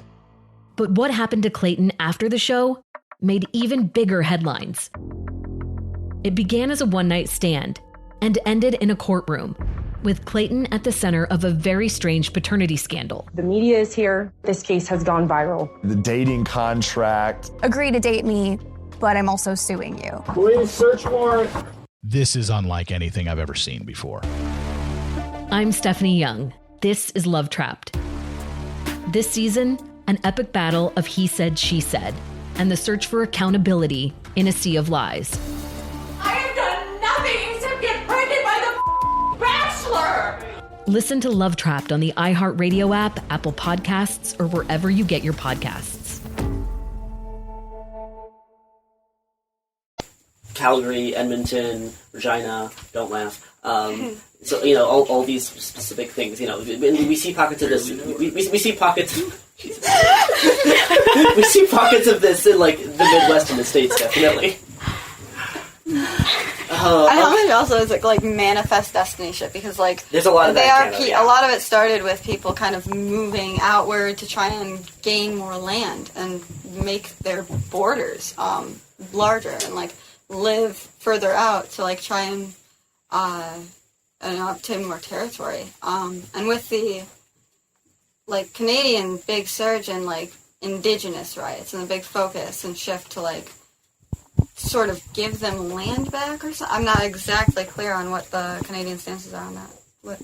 Oh, just we have a big movement from indigenous populations to... They seem very dichotomous, Well, there's so many different bands and tribes and different types of nations. We have unceded territory, and the dynamics with which the government is supposed to deal with and has agreed to deal with and actually does deal with them is all vastly different.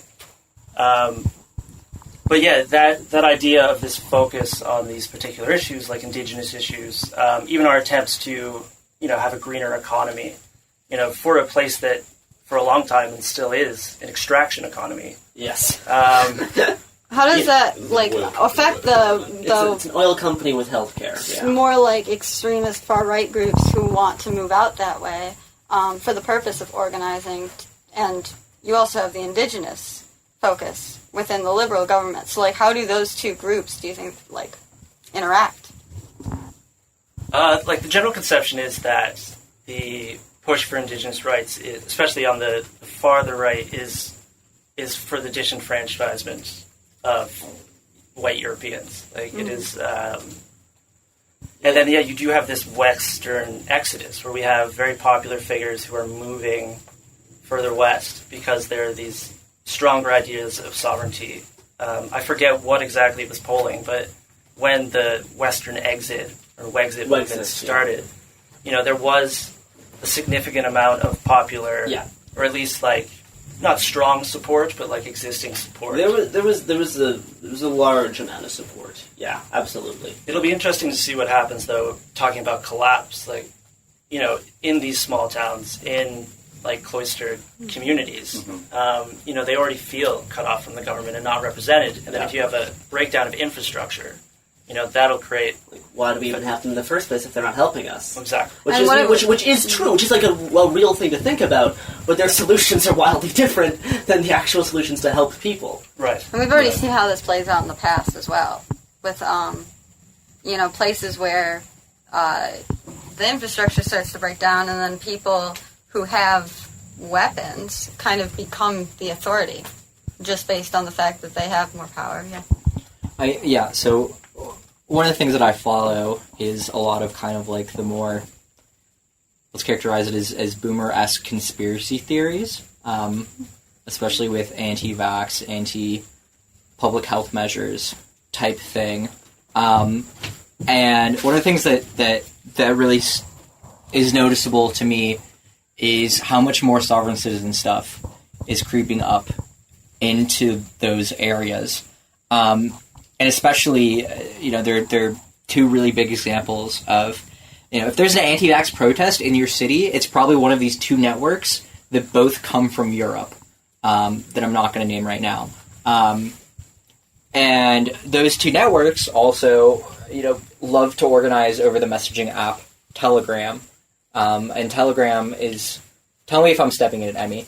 Telegram is where, so much of this ideology, this far-right ideology, is able to cross-mix and commingle. Yeah. We talk about Telegram enough in the pod. Okay, cool. But people are familiar. You haven't stepped in it yet. Keep going. Like adjacent to stepping, but it's fine. So I mean, my biggest framework, and I talk about this a lot, is Telegram as kind of this technological embodiment of the cultic milieu, because there is basically no enforcement, close to no enforcement on Telegram, and so. These more malicious actors know that, and they know that they can find an audience who's interested in, opposing the mainstream conspiratorial thought in these kind of like boomers on Telegram and conspiracy groups. And there are, malicious actors planning to go in and win these people over. And, a lot of these malicious actors are younger people who don't have those resources, but they know that they can win over these people who do have resources, who own land, who have savings, to kind of like fund that movement.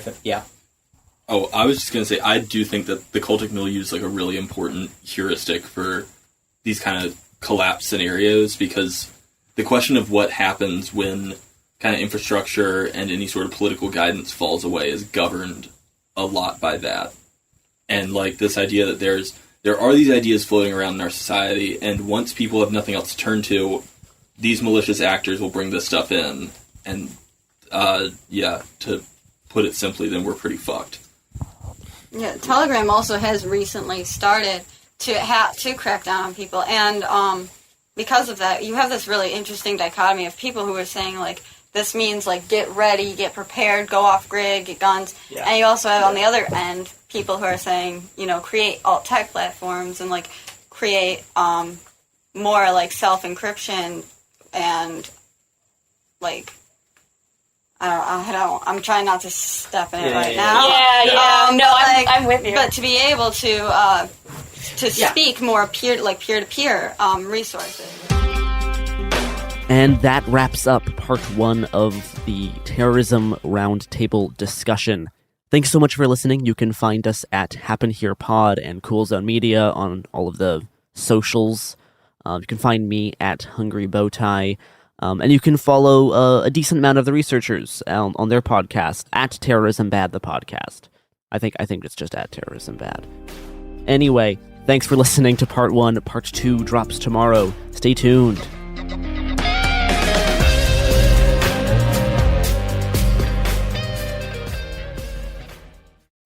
This is Roxane Gay, host of the Roxane Gay Agenda, the bad feminist podcast of your dreams. Now, what is the Roxane Gay Agenda, you might ask? Well, it's a podcast where I'm going to speak my mind about what's on my mind, and that could be anything. Every week, I will be in conversation with an interesting person who has something to say. We're going to talk about feminism, race, writing in books and art, food, pop culture, and yes, politics. I start each show with a recommendation. Really, I'm just going to share with you a movie or a book or maybe some music or a comedy set, something that I really want you to be aware of and maybe engage with as well. Listen to the Luminary original podcast, The Roxane Gay Agenda, the bad feminist podcast of your dreams, every Tuesday on the iHeartRadio app, Apple Podcasts, or wherever you get your podcasts. Give us your attention, we need everything you got fast. Waiting on reparations, we be the illest podcast. Tune in every Thursday, politics and wordplay. We fight for the people cause they got us in the worst way. From the Hill to Brazil, Bombay to Kanye. From the left enclave to what the neocons say. Every Thursday, cop the heady conversation. And break us off with some bread cause we waiting on reparations. Listen to Waiting on Reparations on the iHeartRadio app, Apple Podcasts, or wherever you get your podcasts. Adoption of teens from foster care is a topic not enough people know about, and we're here to change that. I'm April Dinwiddie, host of the new podcast, Navigating Adoption, presented by Adopt US Kids. Each episode brings you compelling real-life adoption stories told by the families that live them with commentary from experts. Visit adoptuskids.org/podcast or subscribe to Navigating Adoption, presented by Adopt US Kids. Brought to you by the U.S. Department of Health and Human Services Administration for Children and Families and the Ad Council. Welcome to It Could Happen Here. I'm Garrison Davis. This is part 2 of our terrorism roundtable discussion. If you haven't listened to part 1 already, I would recommend you scroll back, listen to the previous episode, and then continue on from here so you have kind of context to what exactly we're talking about. Anyway, this is part 2 of our discussion in the woods. I hope you enjoy. Something that was talked about earlier this year after January 6th was like, should the government ban Telegram? Right, that was the thing, and there's a lot of arguments are like, no, absolutely not. And does anyone want to speak on that? Because if I want to talk about the government's response to these things, that's a very governmenty thing to do. Be like, oh, people are organizing on this platform, get rid of the platform, problem gone. Yeah. And that's not how that works. Emmy, do you want to talk on that a little bit? Sure. So getting rid of the platform doesn't necessarily help, especially when it's something that is important, such as encrypted communication, which is something that more people than just Nazis need. Yes. And that resource should not be cut off. And there's also kind of the bad precedent to be set if the government is deciding which forms of speech it needs to have complete access to. I don't love that. The other thing is that if we nuke Telegram, right, they don't disappear. They form new networks in other places. They're still there. They are still there. And then they have to do more things in person. Right. They're still there. They're just harder to monitor. And they're harder to track. Telegram is nice. People are absolutely correct when they say deplatforming works, because it works for the platform. And a lot of people just want that. A lot of people just don't want to see Nazi shit, and they're fine with, deplatforming. They say this works, and they have data to back up that it does work. But it works for the platform, but the people still exist. People are still boosting their own shit. And when they bring up building their own alt-tech platforms, it only works if you get there early. Yeah. Yeah. Yeah. And there is elements, deplatforming is a wider thing, can work especially for in-person stuff. But yeah, for the thing you're mentioning, yes, it is definitely not that cut and dry. And Telegram's really interesting because it is kind of this middle space between social media and just a messaging app. Yeah. And the thing about it, too, is that anybody can look at these, the public channels. Yes, exactly. So without saying anything in the chat. So people could be kind of completely invisible. Nobody knows that they're there. They're watching the stuff, and they're still getting the same messaging. They're still getting the same dates for protests. They're still, organizing, but they can be sort of just subscribe to a channel and... You don't even need to be subscribed. You can just know the name. Just looking into it and getting that flow of information without ever having formal organizing, so to speak. And it's really hard to say that these people planned this because there's a lot of plausible deniability And that there's anybody was involved. There's so much easy hyperlinking between groups and channels and Mhm. everything, so it's so easy for someone to move between ideology and to go from kind of like the base level shit into the much deeper stuff extremely quick. Very quick, yeah. Extremely quick. Well, that's like the thing And that that's is by good. design. The thing that's Yeah. good for them about Telegram is that you have all of the people that are vulnerable to, let's say, new ideas in one place. Yeah, that's the big thing. You get Right. recruitment. Exactly. If you're trying to plan a collapse, you're going to need a lot more people than the numbers that the people who want a collapse actually have. So the easiest way to kind of move things along is to start inserting their ideas and their discourses and kind of altering the vibe of certain digital environments manually until they have what we can kindly call cannon fodder. Yeah. Or even starting their own and saying, like, this is a MAGA platform, and it's actually just, a bunch of accelerationists who made it. We definitely- And we made it to recruit them. Yeah, we definitely saw attempts of this with like QAnon, of people who are way more accelerationists trying to use QAnon people as cannon Yeah. fodder. Extremely, It, yes. it was successful. It wasn't just a And they did it, and QAnon people died. Well, that, and then also you've got like the idea of the Boogaloo, right? That's been co-opted Yes. to try to appeal to leftists. And I mean, there's a really good article by Left Coast Right Watch that goes into one of those chats, and they're basically like, yeah, really try to push these ideas of, really try to push talking points of like Black Lives Matter and all this. We want to get these protesters on our side. And then you also have some blatant like white supremacist groups who are also using the Boogaloo to appeal And how to... much of that, too, is, how much of that is sort of real, genuine, I am not racist. I believe in Black Lives Matter. I want to be part of this, even though I'm a Boogaloo. Or, how much of it also is kind of reminiscent of what we were talking about yesterday, and I also don't want to step in it, but, with, the idea from Manson of, Helter Skelter and, causing that race war. It's what they would do is, try and frame black people for it and say, this was, Yeah, exactly. Yeah, I mean, the and so Boogaloo- how much of it is saying, this is Black Lives Matter, and they want people to see that after they do a boo. The Boogaloo group that showed up in Portland in July of 2020 when the protests against the feds were happening, they showed up and were all like, yeah, we're here to support Black Lives Matter and stand against the federal government and stuff.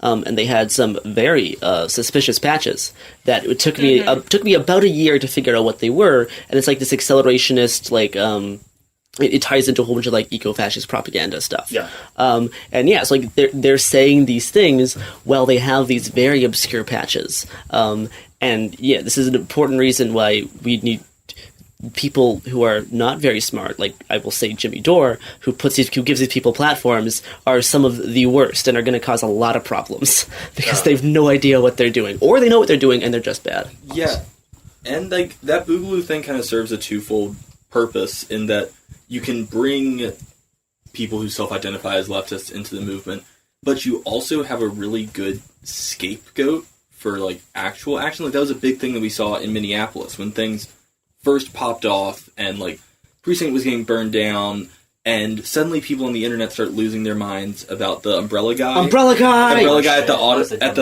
dumbest zone. shit. Yeah. And there was a guy who was indicted. He was a Boogaloo boy who was indicted for headlines said burning down the precinct. He fired a weapon. He fired a gun on near the wall. Exactly, and so that at the same time takes away agency from left-wing movements. Yes. And the state's able to be look, see, it's just It's all... okay to crack down on them because they're all, wild white supremacists. Or even just from any autonomous movement that forms the people in a community that we wouldn't necessarily refer to as leftists, just pissed off people. I mean, that's what we saw in every single, every big city where it's the young kids who are fucking pissed off and are going to go smash it, and it's saying all of this is people from outside of the town, where it's I know outside agitators. Yeah, it's a tale as old as time. Outside agitator has been used since before the civil rights. It's a very old state Old talking thing. point. Yep. Yeah. What were you going to say, Matt? Yeah, I was going to say also, it's somewhat related to that. We were talking about using QAnon as cannon fodder. Yeah. And it also ties into the Sovsit conversation we were having. So my research, I focus on Christian identity, this white supremacist ideology, and how it's grown since the 90s until now through the internet and all that fun stuff. this whole point they've been pushing lately is to, like, with Christian identity, the whole thing is they are preparing for the apocalypse, which they call the tribulations, and they see modern CI folks see the Boogaloo as like the tribulation that's coming. So what they're trying to do is go off grid and really try to like establish this new land for like to protect their kids and everything from like pollution and all that shit, but also to be away from the collapse and be able to survive it. And then while they're doing all that, like prepping homesteads and like compounds and stuff, they're also like pushing election fraud conspiracies and all that on like QAnon and the MAGA crowd. Not because they believe it. Not because they don't believe it. They know it's bullshit, but they can use it to accelerate collapse. Just like January 6th. Yeah, so exactly. Like, there were groups when Joe Biden won the presidency, or won the election, whatever, some groups being like, yeah, really try to push this theory, this conspiracy about election fraud. Even if you don't believe in it, just push it because that helps our cause. Exactly. And that's something to be really mindful of. To forgot where else I was going with that. But well, yeah, a lot of them don't mean what they say. They'll say things that'll push other people to do something that they don't necessarily want to do, and that's a lot of like during January 6th, so much excitement because they could see that the QAnon crowd were actually mobilizing. Yeah. And so they said to them, like to themselves, like, you know, get them mobilizing for the white race, get them mobilizing for, you know, our cause. And they've really successfully been able to infiltrate that and be able to get some people on board with some of it. Yeah. Just based on using their rhetoric. Yeah. I know I talked about this on our podcast, but you could see it. Like, I reported on January 6th in person, and, like, you could watch it happen. Someone with a skull mask on, or a Proud Boy, or an Oath Keeper would literally come back from the police line, grab a group of people, yell something at them about QAnon or the storm's upon us, and throw them up to that riot line. The New York Times did a really good visual investigation of how those extremist groups used MAGA people and QAnon people as their foot soldiers. The QAA folk, QAA did a really good breakdown on their J6 episode. QAnon Anonymous podcast. Yeah. But it's also, not to link everything to Christian identity, which I have a tendency to do, but it's very ideologically similar to QAnon, like from a Christianity point of view. Like QAnon is like so close to the edge of Christian identity that it's very scary. Actually, I talked about it on Jake Hammerhand's Q Clearance podcast, but there's also like not only trying to accelerate things through them, but also trying to recruit them through these like very, very similar talking points about like the synagogue of Satan and all that. Saying that Christian identity is an entry point for some of them. Some of them bring it up as an entry point into further like accelerationist Nazi shit, but like they will start with Christian identity because they think that it's more packageable to people who already believe in QAnon. Well, yeah, exactly. I mean, like Will was saying, a lot of this comes from these kind of boomer conspiracies and anti-vax groups, and you're not going to be able to get, Mimon Pap into like Wotanism or something like that. Well, if you try hard enough, you can, sure. But like Christianity is something that's palatable. It's something that's normal to them. And as you can kind of slowly tweak it through QAnon, you can get them to this much more extreme place. And when we talk about Christian identity, I think we should, like, maybe Matt, you could define it. Christian identity, it's this radical offshoot of Christianity that sees all white people as the true Israelites from the Bible. And they also think Jewish people are all literally the spawn of Satan. There's this really dumb theory they came up with and like kind of rewrote the whole Bible off of called can I name it? Is that okay? Yeah, you can. Okay. Dual seed line theory, where they say, like the story, if you know about like Adam and Eve and all that, they had Cain and Abel. Yes. Right? So they see Cain was the offspring of Eve and the devil, and he's literally the spawn of Satan, and then he intermingled with all these races that were there before Adam and Eve and created this demonic race, and it's really, really fucking dumb. But it's still here. It is. Yeah. It's been here for a hot minute. And it's probably going to keep going. It's going to get worse. Calling it now. It's going to get worse. It's going to get worse. Yeah, but and the whole thing is they essentially like worship like a Nazi Jesus. They see Jesus only was really only talking to the white race, and that Christianity and like God only is able to be perceived by the white race. And before you start laughing at these people, because yes, it does sound very silly, keep in mind that these are extremely dangerous. I mean, you had right. This is the one problem with QAnon, when liberals just start laughing about how crazy it is, and then they're so surprised at January 6th. We're like, no, they're actually dangerous. Yeah, I mean, Christian identities. He's been mentioned in a lot. Yeah, and Christian identity's been mentioned in various manifestos linked to actual terrorists. Has formed very coherent organized terrorist groups. Like, I mean, historically, you look at a big part of with Christian identity and with a lot of these kind of a lot of them base their whole historical context of Aryanism on this rewriting of history based on a fake study that was done in Nazi Germany about where some Proto-Indo-European languages came from. And so they believe that white people came from an area that's, you could generally say is sort of near the Black Sea. And that it's based on this strange idea that Sanskrit is not the oldest language, but are you pointing the gun at me because I'm stepping in? You're getting real close. You're getting real close. On the edge. Yeah, the historical context. The historical context, I think, it actually is useful, and it shows that's not. There is actual things that can be traced back from this. Because they really tried to push this. They made a lot of fake studies that you could spend a lot of time researching this and believe that it's true, because there's just so much written about it. And I think this is a tactic that they really tend to do with historical revisionism a lot, is just crank out essay after essay, even if it's wrong, even if it's totally based on false data or just skewed it doesn't data. Matter. They don't care. They just write about it, and they think that having more written about it makes it more legitimate. And that's what we have been talking about this whole time we've been not recording, is there's just an overflow of content that is so easy to access, not necessarily from these specific groups they're talking about, just from the further right in general. Oh, yeah. They just overflow the content. It's always the top shit on Facebook. To give an idea of how pervasive even that idea of where Indo-European languages came from, when I still went to college, I took a Religions of South Asia course, and we had to spend multiple days where our professor went through these myths about what was the Aryan invasion, which was, there are Aryan people, that is a thing historically. They're Iranian. Yes, they're not white people.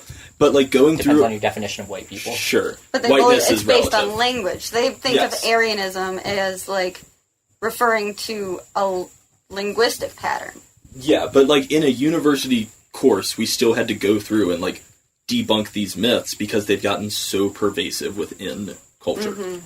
Yeah, and another thing I want to say is that kind of these more entry-level conspiracy ideas, it is hard to overemphasize how small the space is between the entry-level stuff and the much harder stuff. It can happen extremely quickly. Extremely fast. It does happen extremely fast. I'll give an example. I went to, I was reporting on an anti-vax protest, and they went straight into talking about New World Order and Project Lockstep and the Rothschilds and the Bilderbergers and the Sabbateans and David Icke shit.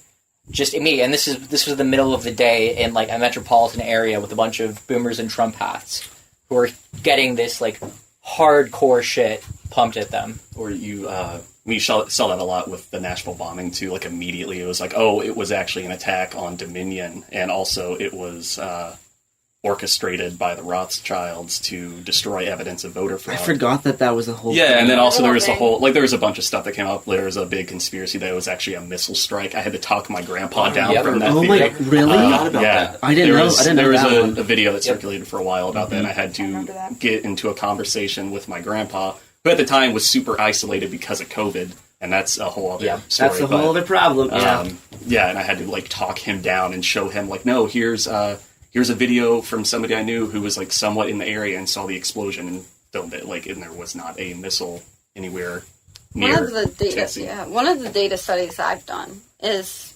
and worked on is using big pool and small pool Discord servers of far right extremists, far right militia groups, and very, very like accelerationist skull mass type networks, and looking at the big pools and the small pools and seeing the @ mentions between them. Yeah. And there was not one person who was more than 3 nodes away from anybody else. Yeah. So it can't be overstated how close people are from entry to very, very, very extreme types of goals. Yeah. And ideologies. Ideologies that explicitly push violence. And another point I want to bring up is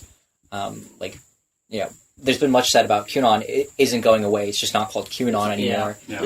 With these anti-vax mobilizations, those mobilizations and groups aren't going away. They're just going to continue to shift and evolve their focus. And the networks stay. The networks stick around. And they're planning for it, though.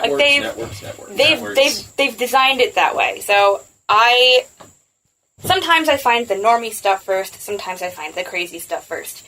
But, I mean, not even that long ago, I came across a particular social media profile that was explicitly calling for acts of terror and attempting to organize acts of terror and displaying acts of terror, which is like an immediate problem that needs to be dealt with. However, they had multiple alternate accounts that you follow that path, and on their other accounts, they're sharing, like, Tucker Carlson stuff. Things that your grandparents are going to watch, right? Like, and that is done on purpose to try to, like, siphon people out of more quote-unquote mainstream versions of, like, conspiratorial thinking directly into, like, you should start exploding things. And even more, let's say, left of center conspiracy thinking ties into this as well. It does. And it's not, conspiracy theories are not solely a thing of the right, which pisses me off to no end. Sorry, Matt. No, I just want to back you up on that. Like, I think there's this like implicit idea that the left is immune to conspiracy theories when it very much is not true at all. Nobody is immune. I just wanted to emphasize that point. Yeah, that idea, though, of, like, never being that far from the serious stuff is something that's really, really observable, even beyond, like, a data level. I used to, like, consult with local newsrooms on how to report on things, and one of the big points I always tried to drill in was, like, if you fuck this up and you frame this the wrong way, it will have consequences. And if this is stepping in it too much, we can cut this. That's why we keep talking about stepping in it. This is literally the concept of stepping in it. But, like, the Dylan Roof. Dylan Roof started his journey to radicalization by reading about Trayvon Martin in local news websites and local newspapers, and then Googling black on white crime. And his first result... the first shit that comes up. Was many people were radicalized by the same exact thing. Exactly. And, like, it did not take long for him to go from, I am reading local news articles that are framed this specific way, to, I am killing people. Yep. And that's not normal. Of course, like, a lot of people are not going to be reading local news and then suddenly start to think this way. Exactly. But, like, there is a concerted effort by some very specific people who would like to make that pathway easier. It's stochastic terrorism. It's interesting because we can't like define it really as terrorism. What are they doing? They're really just they're just saying things. They're just encouraging people to do things. And like they're not doing anything wrong. We can't really call it terrorism. Yeah, the most dangerous people in this game are usually not the ones doing the shooting. Mm-hmm. Yes. It's the people behind the scenes trying to get people to go on these paths in the first place. Looking for people who are willing, and then so they see somebody reading local news maybe, and they want to make that pathway easier to go from local news to Dylan Roof. Like, because that's not a normal jump. No.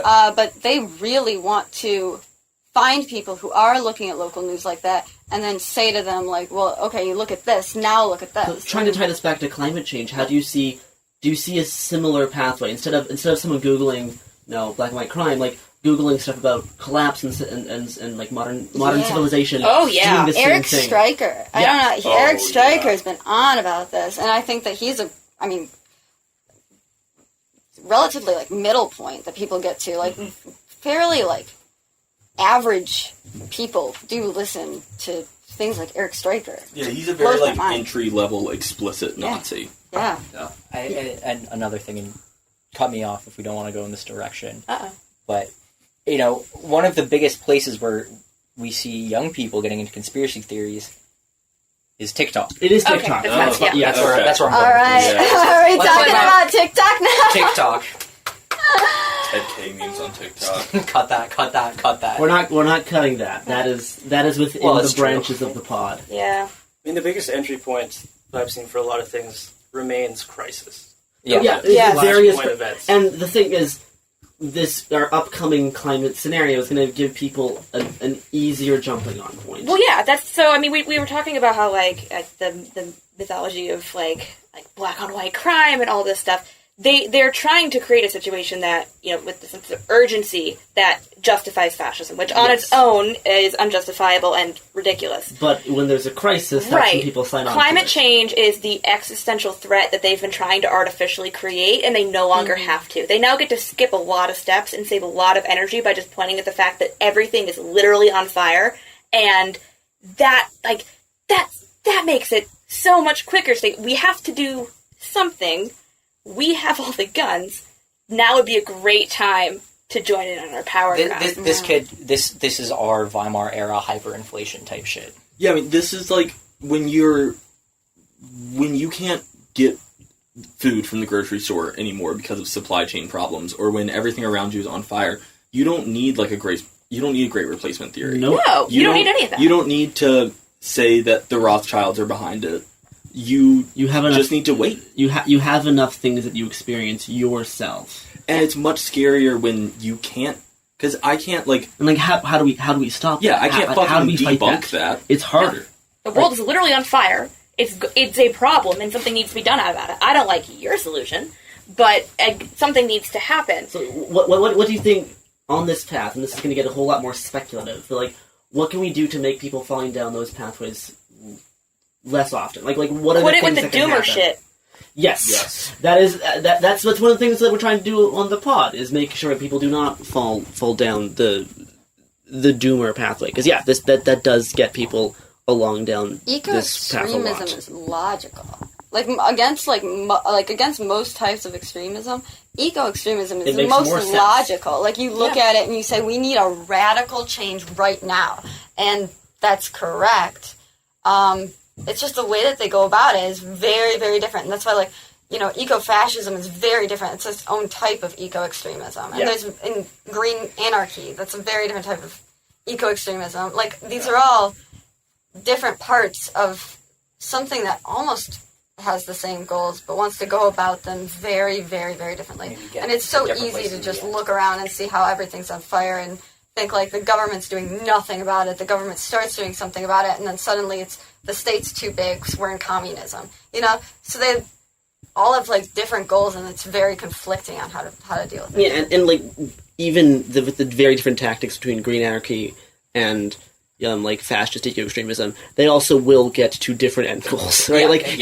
Your basic Amprim wants a very different life than your very stepping in it pilled fascist, right? But a collapse can only benefit the right. It can't. A collapse can only benefit the people who already have power, who are already able-bodied, who are already stocked up on guns, who already that does frustrate me with there being anarchists who are rooting for the collapse, because you're not going to win. You're not just going to get you put behind a fence somewhere. You're not going back or out. put on the wall. Yes. Yeah, well, they've got very strict ideas of which people count as human, and the goal of majority of fascist movements is to purge the ranks of the people they see as lesser, and they have very precise ideas about who they plan on letting survive the collapse. All right.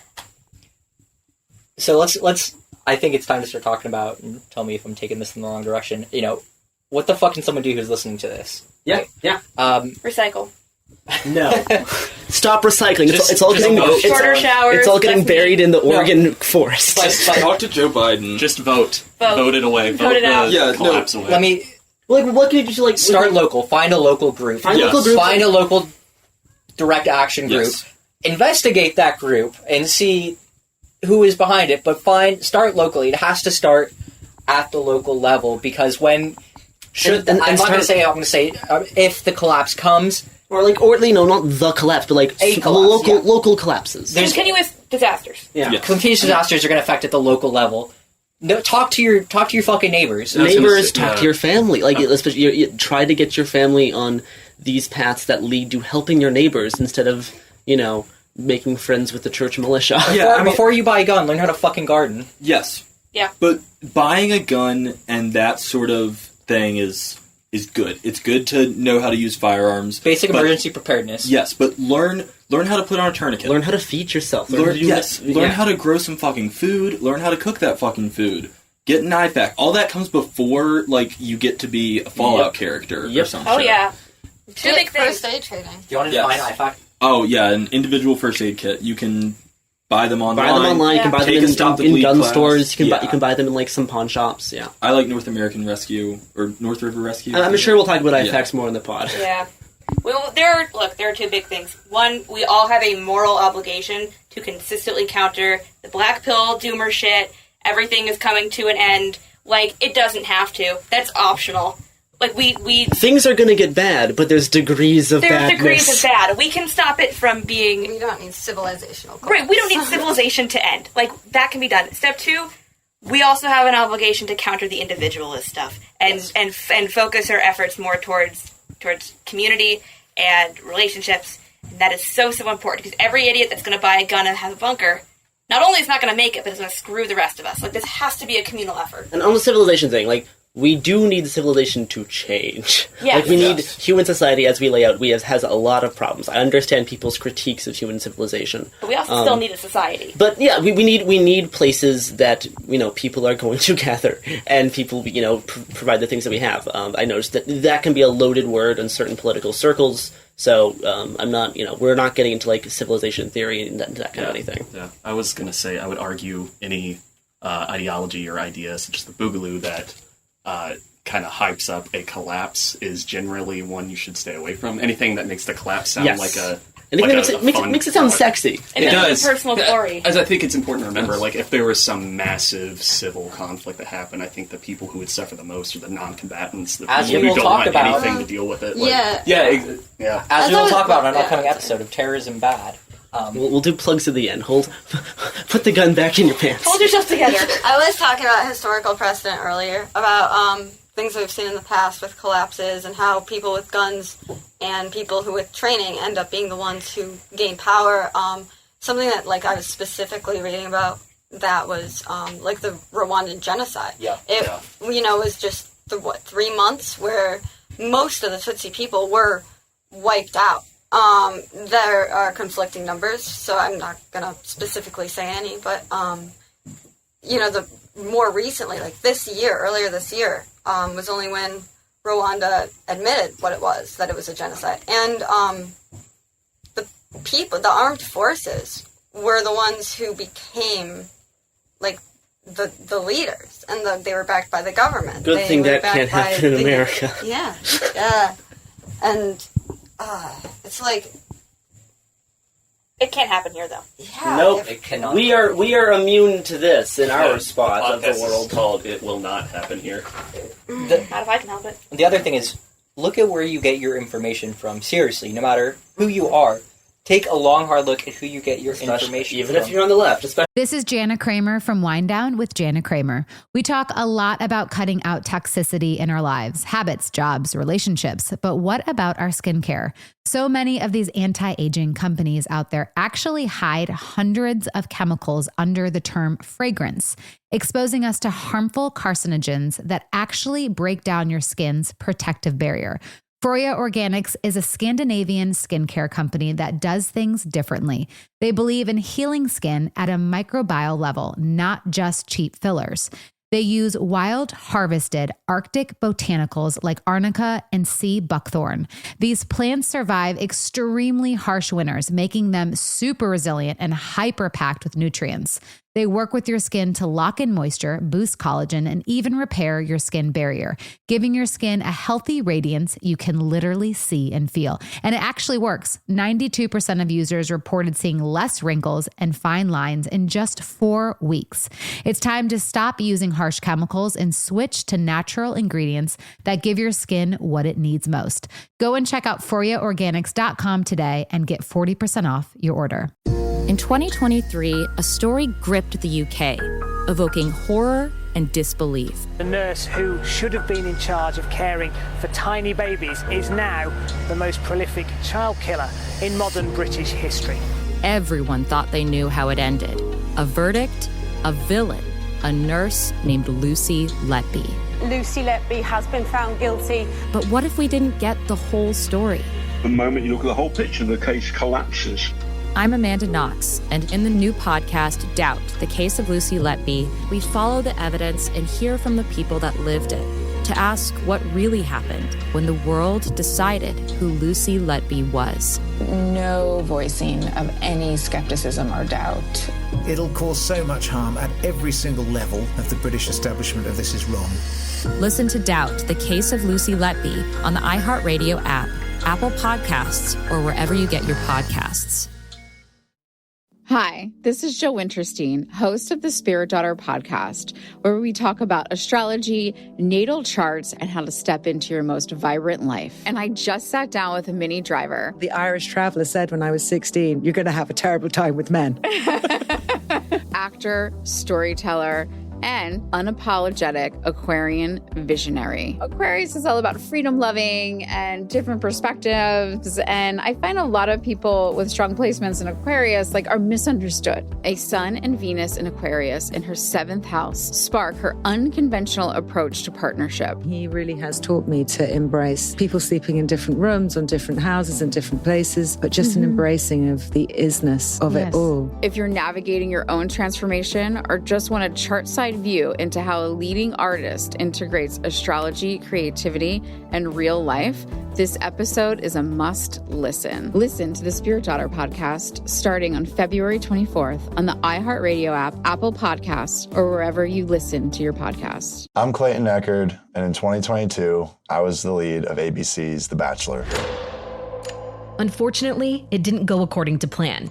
He became the first Bachelor to ever have his final rose rejected. The internet turned on him. If I could press a button and rewind it all, I would. But what happened to Clayton after the show made even bigger headlines. It began as a one-night stand and ended in a courtroom, with Clayton at the center of a very strange paternity scandal. The media is here. This case has gone viral. The dating contract. Agree to date me, but I'm also suing you. Please search warrant. This is unlike anything I've ever seen before. I'm Stephanie Young. This is Love Trapped. This season, an epic battle of he said, she said, and the search for accountability in a sea of lies. I have done nothing except get pregnant by the Bachelor! Listen to Love Trapped on the iHeartRadio app, Apple Podcasts, or wherever you get your podcasts. Especially if you're on the left. If you want to hear about something that's happening in an area, look at the people who are actually on the ground reporting Local that. people. Don't just rely on news aggregators, especially on Twitter. Yep. Seriously. Really bad. Do not rely on Twitter. There's Get off been of a Twitter lot and of delete bad, account. very bad faith news aggregators on Twitter who are posing as leftists. This has been a huge problem in And even 2020. even leftists who just don't do their due diligence. Or just do a very even bad job. People who call themselves counter-extremism or counterterrorism researchers, and they are really talking about Antifa. They say that they are counter-extremism researchers, and they pose that way, and they look sometimes like they could be, sometimes like they're not, but varying degrees of legitimacy. But they focus only on the left-wing stuff. They don't think about they don't see where the actual mass highlight. threats are coming from. It has to be this idea of keeping it balanced, right? Not making it just a far right issue, which I would argue, I think a lot of other people would, that this kind of stuff is more concerning. It is not only a far right issue, Yeah. and there is merit definitely to looking at Sure. left accelerationism and left, which is not Acceleration came from Marxism. For the record. Like, left accelerationism is not talking about anti-fascists. But, there's really not time to get into all that. This is a whole thing. I mean, left accelerationism will be its own episode. But what some people do, posing as, people who have credibility and are able to kind of sway opinion, they are not really doing what they say that they're doing. They're really just trying to shift the narrative of racially motivated violent extremism, which is a big, obviously, issue right now, to being like BLM is racially motivated violent extremism, and they want to push that narrative further and further. I think, and let's kind of probably start to wrap up and say our final thoughts on this whole topic. I know we did not get to talk about eco defense very much. If anyone has any final thoughts on that, on how they see it kind of growing and how they see the state's response to it, that might be worth briefly mentioning. But yeah, let's kind of go around in a circle and give kind of everyone's final thoughts on the subjects. I think collapse is bad, and I think that that's my main thing. But anything that's appealing to you on an ecological level that's collapse related is something you should be very wary of, and I think you should be very wary of generally everything. I feel like that's kind of I butchered what I was going to say. Be careful about everything. Yeah. I guess in my opinion the idea of total collapse is very misleading because it's easy. Mm-hmm. Yep. And disasters don't work like that. Nope. You're not going to suddenly reset one day. Everything is going to suck, and you're going to need to fight for whatever semblance of a society that you want to see in the world. Talk to your fucking neighbors. Get to know the people in your city, in your neighborhood. There are people doing good shit in whatever city, town you live in, most likely. If not, you can start it. Look at your local mutual aid network. Look at the people who are taking action around and get involved. Seriously, it could be going out into a park Saturday mornings and just, giving out food and talking to the people who are most affected. Talk to people. Seriously. Yeah, everyone's a person you need to talk to. Touch grass. If you talk need, to people. Yeah, if you need, the most basic thing to start on any sort of mutual aid work, try to find a Food Not Bombs chapter in your Absolutely. area. Yes. They're well organized. They're easy to join. You don't have to put on block and fight a cop. It's a good entry point. And it's great. It's great training for disaster relief. Yes. Yeah. If you have money and you want to help, seriously, just give cash to unhoused people on the street. Give money to people. Give money directly to people. Yep. My last thoughts are just that I think the idea of collapse, or whether actual collapse themselves, environmental or otherwise, will always be something to rally behind. It is always an entry point as well as a motivator for all sides. From all sides. But it's when these things become very salient, like was mentioned before, when they're outside of your door. That's when the ideology kind of hits the pavement. What is actually going to play out, what is actually going to happen, and how that's going to affect people is very real. So building community, building connections, and just understanding, who is in your community is probably one of the most important things. The idea of collapse is a romantic and ridiculous notion come up with people who are really into apocalyptic thinking and the version of themselves where they get to be the main character. So first and foremost, take care of each other. There are a lot of people out there who want to manipulate you and want to change the way you think about things, and they really, really want you to buy in to the end times, and you don't have to because you're smarter than that. Yeah, it's not hopeless. We really have to move away from hierarchical thinking. Our society really incentivizes hierarchical thinking. And it's like you were saying, Toothpick, we really need to just be focusing on people, give things to people. Because, somebody doesn't have to, earn, respect and earn humanity. For some reason, we try and make it seem like that. But people are people. People are in different circumstances usually because of just the way that the world is. And, you need to organize locally. You need to help your own people. And Stay away from the internet. Shit. Don't Stop posting. Don't pay Stop attention posting to as people I'm that lie to you. as stop posting, even though I will keep doing it because We I'm post the good if you don't poster. have And who wants to plug the pod? Which pod? Your pod. Oh. Follow at Terrorism Bad. We're on. That's our What, app, right? what is the pod? Like what do you what do y'all do? Yeah, we go through portrayals of terrorism and extremism And conspiracies in popular media, and we look at it from the perspective of people who study this and say, did this succeed in portraying these things, or did it, as it more often does, Cause problems. completely fail and cause us all personal problems? Become propaganda and the like. Did you make terror propaganda, or did you make good media about terror? That is a thin line, Emmy. It's such a thin line. I've made a career out of it. That is the thin terror line. Yeah. Do you want to plug your fantastic group? Yeah, absolutely. I'm with. You can read anything I write at antihate.ca, and we do just general reporting on far-right extremism in Canada, as well as infiltration. What? Your podcast. Oh, and I also host a podcast called The Unusual Show. Yeah, if you want to keep up to date on extremism in Canada, their group is is probably the best one around right now, in my opinion. Certainly the largest. And the largest. And you do very good work. You keep your eye on my home country where my family lives. So thank you for that. And I'm very happy to be talking with you guys in the beautiful woods where we have no cell service, so we can't post. And that's good. And we're going to continue doing that and stop using this microphone. So goodbye. Yeah, and Terrorism Bad, the podcast. With that wraps up the Terrorism Roundtable Forest discussion episodes. Thanks for listening to all of us rant about our specific weird niche focuses and hopefully trying to have it within the useful context of climate change. You can follow me at Hungry Bowtie. You can follow the podcast, Happen Here Pod, and Cool Zone Media on Twitter and I believe Instagram. You can follow some of the researchers I interviewed on their podcast at Terrorism Bad. So that wraps up this discussion. Thanks for listening.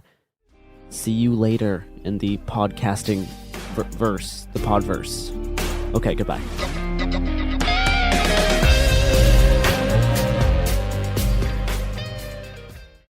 Here's to the great American settlers. The millions of you who settled for unsatisfying jobs because they pay the bills and, you just kind of fell into it. And you know, it's like totally fine. Just another few decades or so and then you can enjoy yourself. Of course, there is something else you could do if you got something to say. You could, start a podcast with Spreaker from iHeart and unleash your creative freedom and spend all day researching and talking about stuff you love. And maybe even earn enough money to one day tell your irritating boss as you quit and walk off into the sunset, "Hey, I'm no settler. I'm an explorer." Spreaker.com. That's Spreaker. Hustle on over today.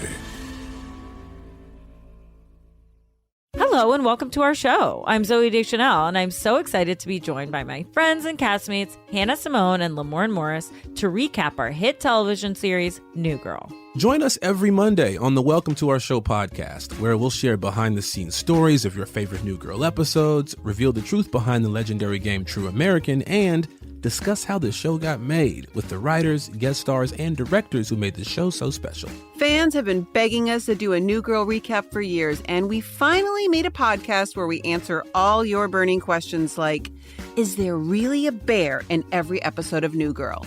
Plus, each week you'll hear hilarious stories like this. At the end, when he says you got some Schmidt on your face, I feel like I pitched that joke. I believe that. I feel like I did. I'm not 1,000%. I want to say that was, I tossed that one out. Listen to the Welcome to Our Show podcast on the iHeartRadio app, Apple Podcasts, or wherever you get your podcasts.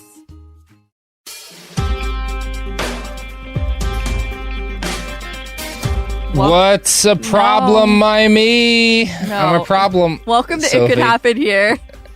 The show where I'm a problem. I'm on vacation legally. You're not Allegedly. on vacation, allegedly legally, but okay. Inshallah. I'm drunk. Garrison, you're in charge now. Figure it out.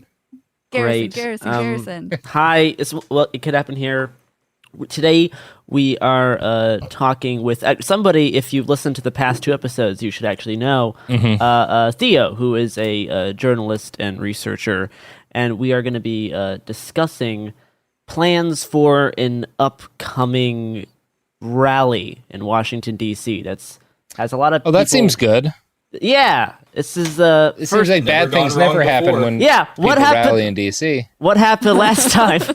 What happened last Garrison, time they did this? I historically only pay attention to things that happen after May and before December. So I'm unaware of anything bad ever happening in DC. Well, Has bad stuff happened there? You want to key us in? Last time it got a little spicy. Okay, you say spicy, but it's not like they tried to overthrow the government and murder elected leaders, right? That is what People they were actually just having too much fun. Yeah, they were just boys. They were just proud of their boys. A little carried away building that big hanging contraption, whatever it's called. The gallows, Garrison. The gallows, yeah. Anyway, we're talking. Theo, do you want to introduce yourself? Yeah. Hey guys, I'm Theo. I'm a journalist and a researcher. I'm based out of Virginia, allegedly. I end up covering a lot of events in DC because of that, and that's my plans for this weekend. Cool. Yeah. Do you want to give us like an overview of what rallies in DC have been like the past year? Oh boy, do I. Yeah. Has it been good? Just for background.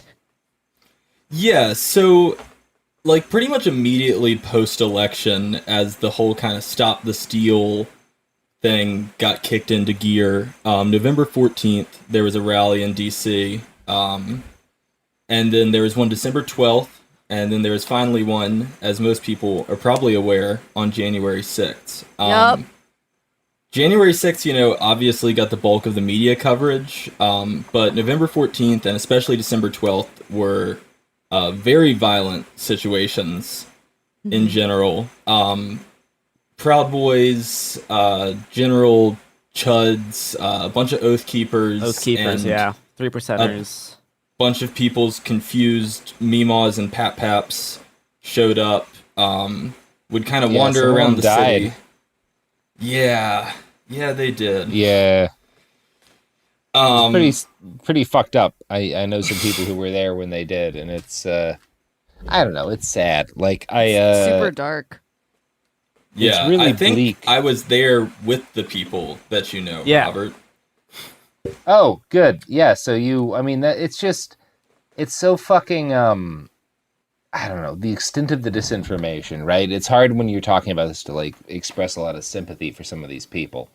And I'm not sympathetic towards their aims. I'm not trying to do the New York Times, like, let's talk to the Trump voter down the street. But, like, a lot of them are just, like, they're fucking dumb people who bought into some bullshit. And it destroyed them. And their relationships with their families, and in some cases cost them their lives. And, like, you don't have to sympathize with them to be like, yeah, that's bleak as shit. You know? Yeah, and I think you see that with the DC rallies really more so than like a Portland Proud Boy event, for example. That is not at all a gathering of like the masses. That's a specific group of pieces of shit. Yeah. Yeah, and like you'd have big, absolutely like units of Proud Boys or Oath Keepers. We had 3%ers, some local Virginia militias, and they'd kind of be wandering around. But during the day itself, you'd normally see like speakers. Alex Jones was there. Got to meet him. That was fun. Oh, good. That's always a treasure meeting Alex. No, Alex is a great guy. We all love meeting Alex. It was really fun. His neck. It's hard to exaggerate how he is just as red in person. He's so red, and as a guy who's good at strangling, seems like he would be hard to strangle. Oh, nearly impossible. Yeah, like that's so big. It's such like. It's like a fucking train car. Like, it's ridiculous how big that man's neck is. Look, most people aren't hard to strangle. Alex Jones would be. That's not praising him. That's just being honest. Great. Yeah, so during the day, there would be speakers, Alex Jones, and you'd kind of see people split up into whatever their specific brand of fuckery is. There's like groups of nerdy looking groypers. There were some trad cats wearing robes. Those guys were fun. God damn it. But yeah, a lot of it's, confused, like, boomers on Facebook. And kind of to Robert's point, like, I normally didn't go, wearing press credentials because I value knives being outside of me and not inside of me. Yeah, it's good to not get stabbed. Most people appreciate that. Yeah. Yeah, it's one of my favorite things. And so I'd get to, like, talking to these people, especially the older ones, because I take the metro into the city, and they are, they're just confused old people who've gotten in over their heads. But yeah, and then, like, the sun would set, and that's when the Proud Boys would really start getting into shit. November 14th, they stabbed... I don't know if I'm remembering this correctly, so feel free to fact check me, but I believe it was 2 people on the 14th.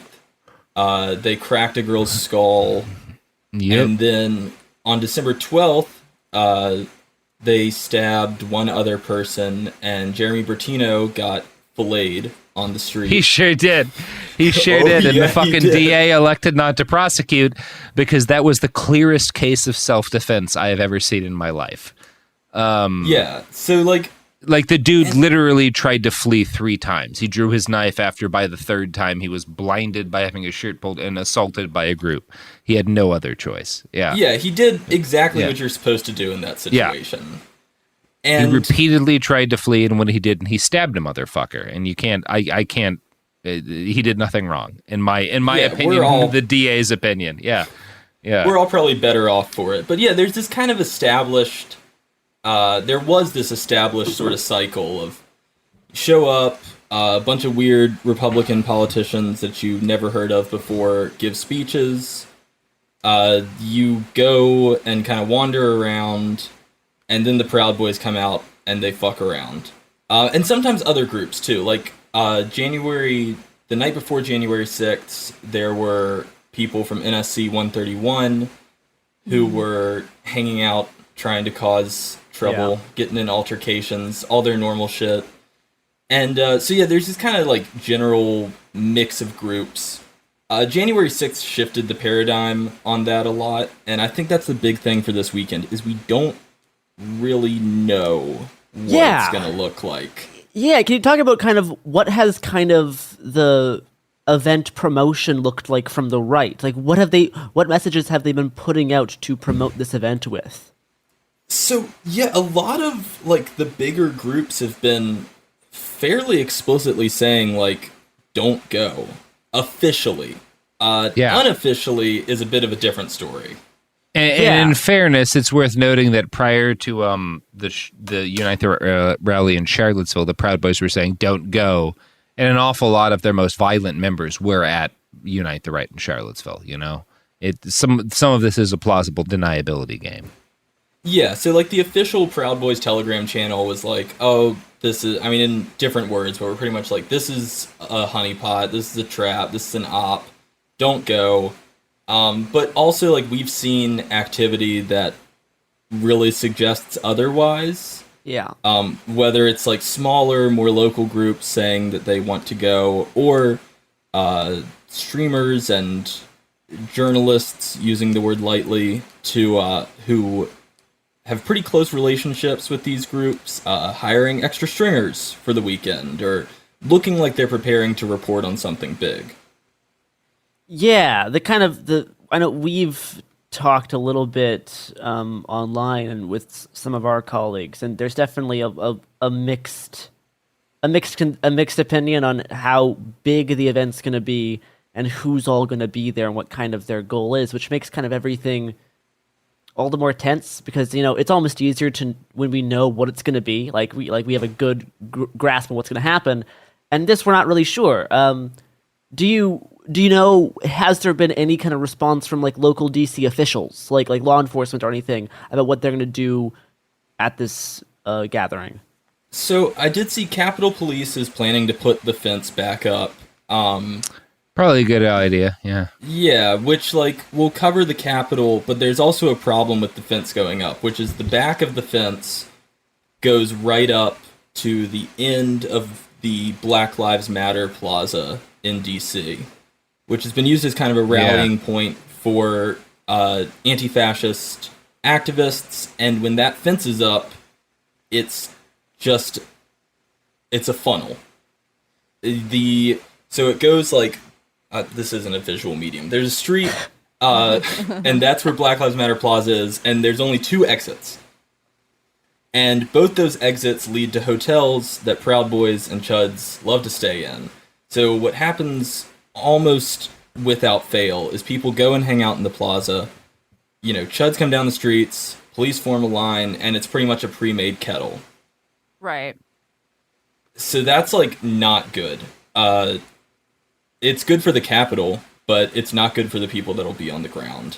Yeah, because they're also, as is most of these events, there's been some organizing locally, and even, you know, anti-fascists from around kind of the country trying to, like, put out advice and feelers on, like, what to do for this specific gathering.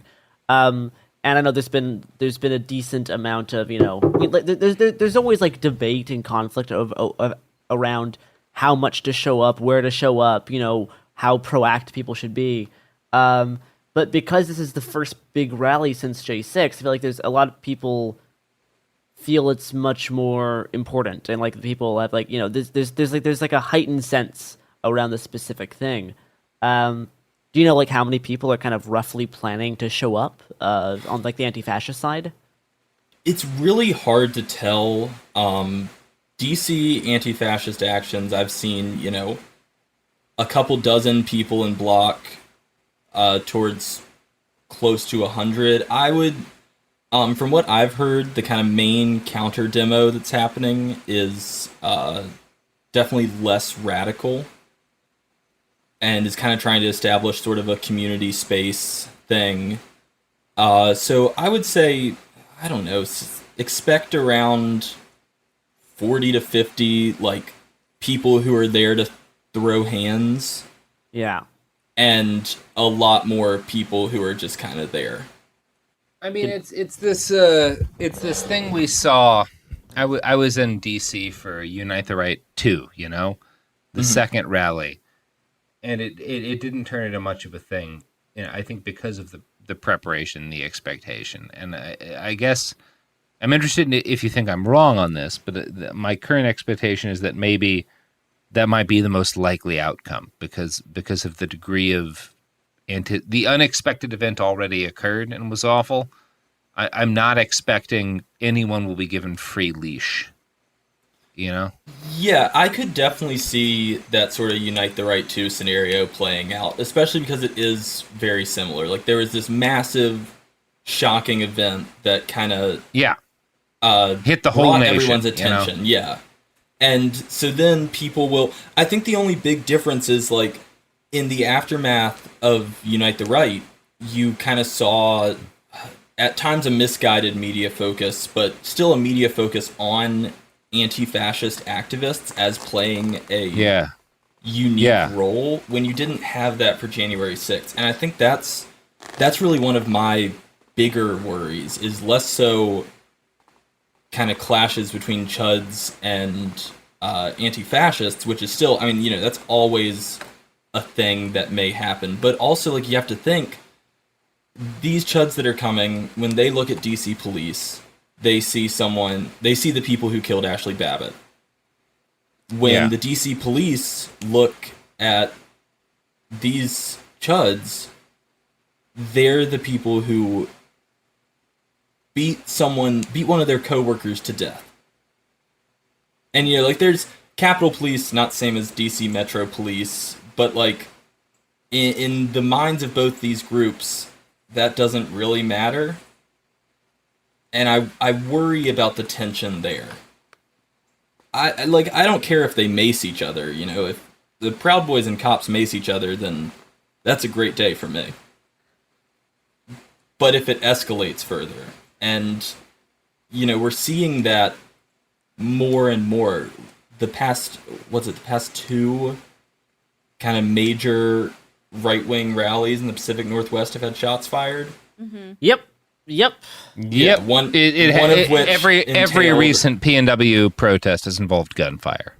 Yeah, and like the August 22nd one had, I guess you could call it a legitimate very exchange of brief fire. exchange, yeah. Yeah, a casual gunfight. I mean, the start of it was not legitimate. The right winger who fired was not legitimate. But the two people on the left who responded were doing so in self-defense. Now, right, what happened a couple of weeks later from the video that's come out was not self-defense. It was a guy shooting at somebody, pursuing them from like 50 feet back. You know, it was not legally what you would call self-defense for certain.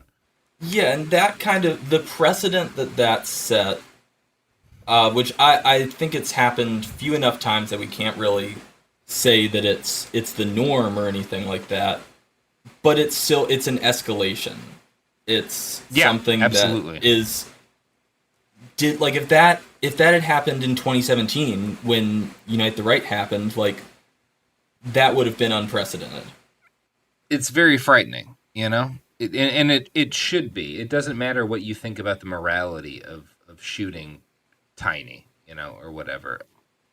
Exchanges of fire becoming more common is a threat to everybody, and it is something that should concern everybody. Yeah, I mean, it reminds me a lot of, and this was kind of the impetus of the first season of It Could Happen Here, but like the early days of something like the Syrian Civil War, where it went from protests to exchanges of gunfire to, what it is now. Yeah. Do you think DC's specific gun laws will make gunfire in DC a little bit less likely, do you think? Or I know like still like the police always have that capacity if they feel if they choose to, but more specific on like the right between people, I don't know, it's like, boogs are going to show up or whatever. What kind of talk do you see around firearms? So, yeah, kind of just from experience, I think my worry with DC's gun laws is only one side will be armed. Every time that Chuds come to DC, I mean, they are obviously carrying. I mean, every single one of them is printing. You can tell that they have firearms on them. They don't really try to hide it, and none of them have ever, I mean, I guess apart from Tario getting arrested for illegal magazines, like, none of them have really faced any consequences for that. And the general fear among people on the left is, well, even if I do come and I carry for self-defense, if I get arrested for something unrelated, that'll enhance whatever charges I get. Yeah. No, it's sketchy, and it's I'm not convinced in the situation DC is in specifically that showing up with a fucking firearm is the right call. I'm not in this business to lecture people, but I'm not convinced that's going to help. In the Pacific Northwest, we've seen situations where people with weapons, as on the 22nd, defended themselves and others, and we've seen situations in which people on the with weapons on the left escalated things. So it's never a zero-sum game. It's not a simple issue. Right. A gun yeah, is a neutral tool. Yeah, and I don't want it to come off like I'm encouraging every person in block to show up with a long gun. Good or anything Lord, like no. that. No, absolutely Because that not. would be a fucking disaster, most likely. But also, like, I don't like the idea of, looking at a line of Proud Boys or something and knowing every single one of these people has a gun, and I do not. That's kind of like absolutely. an imbalance of force that I don't like if things do escalate. Yeah. No, that's completely reasonable, in my opinion. But yeah, I mean, I think the big thing is just there's so many unknowns. We've never really, there's not much of a historical precedent for group tries to overthrow the government, group shows back up in DC months later, or elements of the same kind of ideology. And yeah, we just don't know. I mean, even like, I think the Unite the Right 2 example is similar, but also like markedly different enough that I don't know if it's an all-encompassing tool for like this is what it's going to look like. Yeah, is there any like specific players that you know is going to show up or have like said that they're going to show up? So one that I kind of worry about is I'm going to get fucking tweets for this. God damn it. So there's a group in Virginia that you may have heard of, BLM 757. Oh God, these guys. No, yeah, I know who you're talking about. Yeah. They are based out of the Virginia Beach area, and they are the biggest pain in the ass ever. They claim to be a Black Lives Matter organization. The local Black Lives Matter organizations have denounced them. They work with Boogaloo Boys. They were very tight with Mike Dunn before he snitched and dropped off the face of the earth. Snitched on people, yeah. And then, yeah, they come, and I don't like the idea of them coming to a town that is not familiar with them, because, like, they come to Richmond, for example, and people are like, oh, there's BLM 757, we don't fuck with them. But they come to a town, or groups like this, like NFAC, the Not Fucking Around Coalition, tried to come to DC, and these groups that are going to be armed, are going to want to escalate, and are going to kind of try to slide in to like a counter demo or stick around like the more left-leaning parts of the crowd, and then could very quickly escalate things. So they're one that I'm worried about. Some local Virginia militia movement players have been chatting about it. I haven't seen really that much in the way of like definitive statements that they're going to go. And those guys don't really worry me. They're a bunch of nerds who like to play dress up in the woods mostly. But yeah, it's just like these kind of unknowns. Yeah, so just like not knowing who's going to show up and what they're going to do and where they'll be, and a lot. Yeah, like, and this was a thing definitely. It reminds me a lot of the first Stop the Steal rally, where we had more concrete groups saying we're going to be there. There was a lot more chatter about it on social media, but it was still kind of like, I don't know like what range of the sort of right-wing ideological spectrum will be here. Like, I know, QAnon, your QAnon uncle will be there, but like, for example, on November 14th, Jason Kessler was there, the organizer of Unite the Right. I literally bumped into Jason Kessler. Oh, God. Like, I was walking and my shoulder hit him, and I looked up and I was like, oh, sorry, dude. And then I just kind of stopped and I was like, oh, shit. I recognize you. Yeah, you're that famous piece of shit. Yeah. But yeah, so like, it's kind of that same thing where we really just don't have that much intel, and it seems like people with access to more streams of information than us, like the feds have been saying for I guess a couple months now, like, we're monitoring this situation, we're like preparing to stop another January 6th, which, take it with a grain of salt, it is the feds, but also like part of me, a lot of the worry I get from this is people that I know more than I do reacting to it. Like Chud streamers hiring stringers, feds saying, like, announcing months before that it's a situation that they're preparing for. A lot of people are very interested in what's going to happen. I think people are definitely preparing for a lot of different outcomes.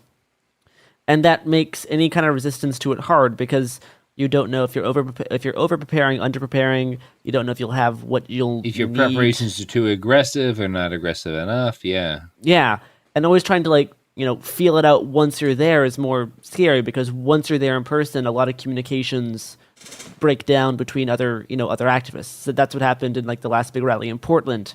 Is people tried to change up plans once they got to the spot, and it kind of made everything a lot more challenging, because it's hard to. A lot of people in Block don't have their phone on them. It's hard to get rides. Any kind of impromptu organizing at the site, it's always going to be way more challenging than trying to figure this stuff out at home.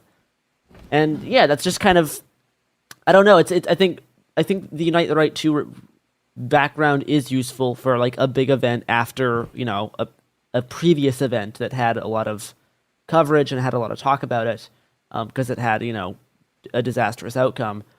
And then I think looking at November 14th and December 10th are also kind of valuable indicators. Have you seen anything around the Groypers or like any of the Fuentes crew showing up to this, or are they trying to like keep good optics, I guess?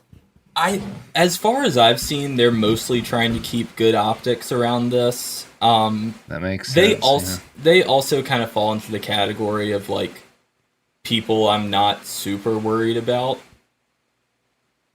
Like some of them, yeah, but in like a street fight situation, in a street fight, less so. Yeah, I'm not worried about a Groyper. Yeah, like the most violent encounter I've ever had with a Groyper was one that was probably 5 feet tall, following me around and calling me a soy boy for 30 minutes. Yeah, what I'm more concerned about is Groypers kind of following the incel terrorism tradition of, you know, skinny white guys getting access to weapons and then doing something.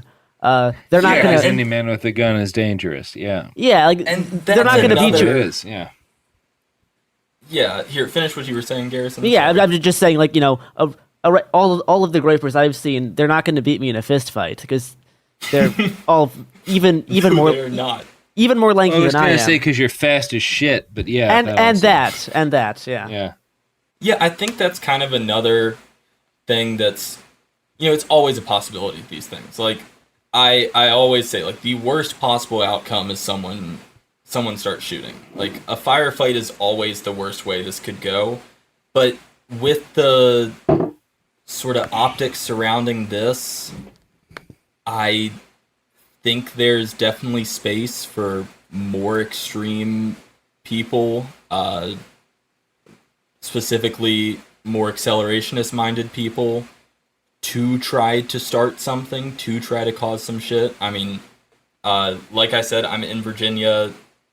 I think of the Richmond gun rally or Lobby Day in, what was that, 2019? Beginning of 2020. I forget. All time is a flat circle to me now. But the members of the base that were intercepted on their way to Richmond. I think about that situation and how other people and other groups that we will not talk about on pod could see an opportunity here. Yeah, and I think that's more likely happening in somewhere like DC than it is in Portland, right? Because in Portland we have a pretty good grip on who shows up and why they show up. The East Coast, the South, Northeast, Southeast, they have a lot more groups with interest, with, you know, obscure ideologies that are more, I think, more prone to those types of like more insurgent attacks than I think people are on the West Coast. Yeah, and I think another thing that kind of amplifies that is, like you said, like, Portland has kind of an established infrastructure of chud fuckery. Sure do. You know, I mean, I'm on the other side of the country, and I know the familiar faces of Portland bullshit. And we do have that to an extent, but DC brings people from all across the country. I was meeting people on the metro from everywhere from Tennessee to Kansas to California.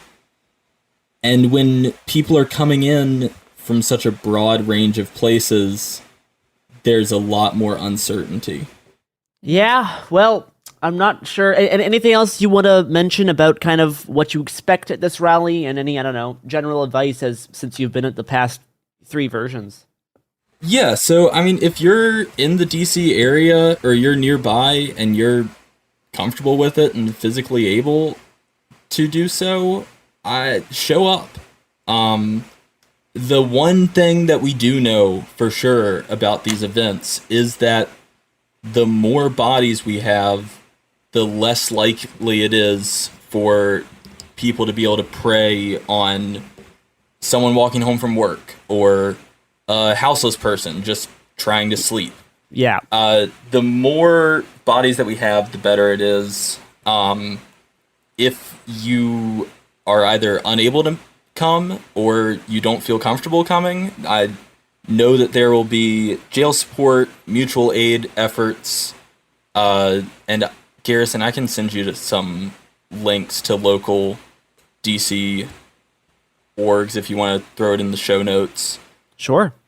But yeah, and if you're gonna go, be prepared. Have a buddy, block up, bring an IFAC, and get ready to party.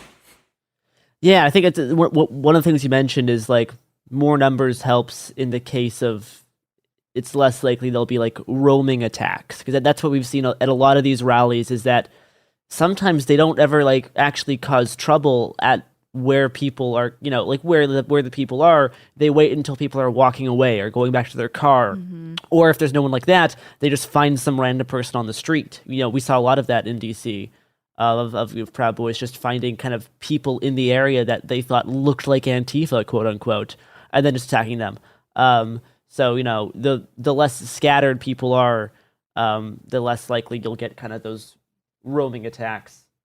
Yeah, I mean it's always hard to speculate on an event that hasn't happened yet, but I believe by the time this airs, it'll be happening tomorrow. So Saturday.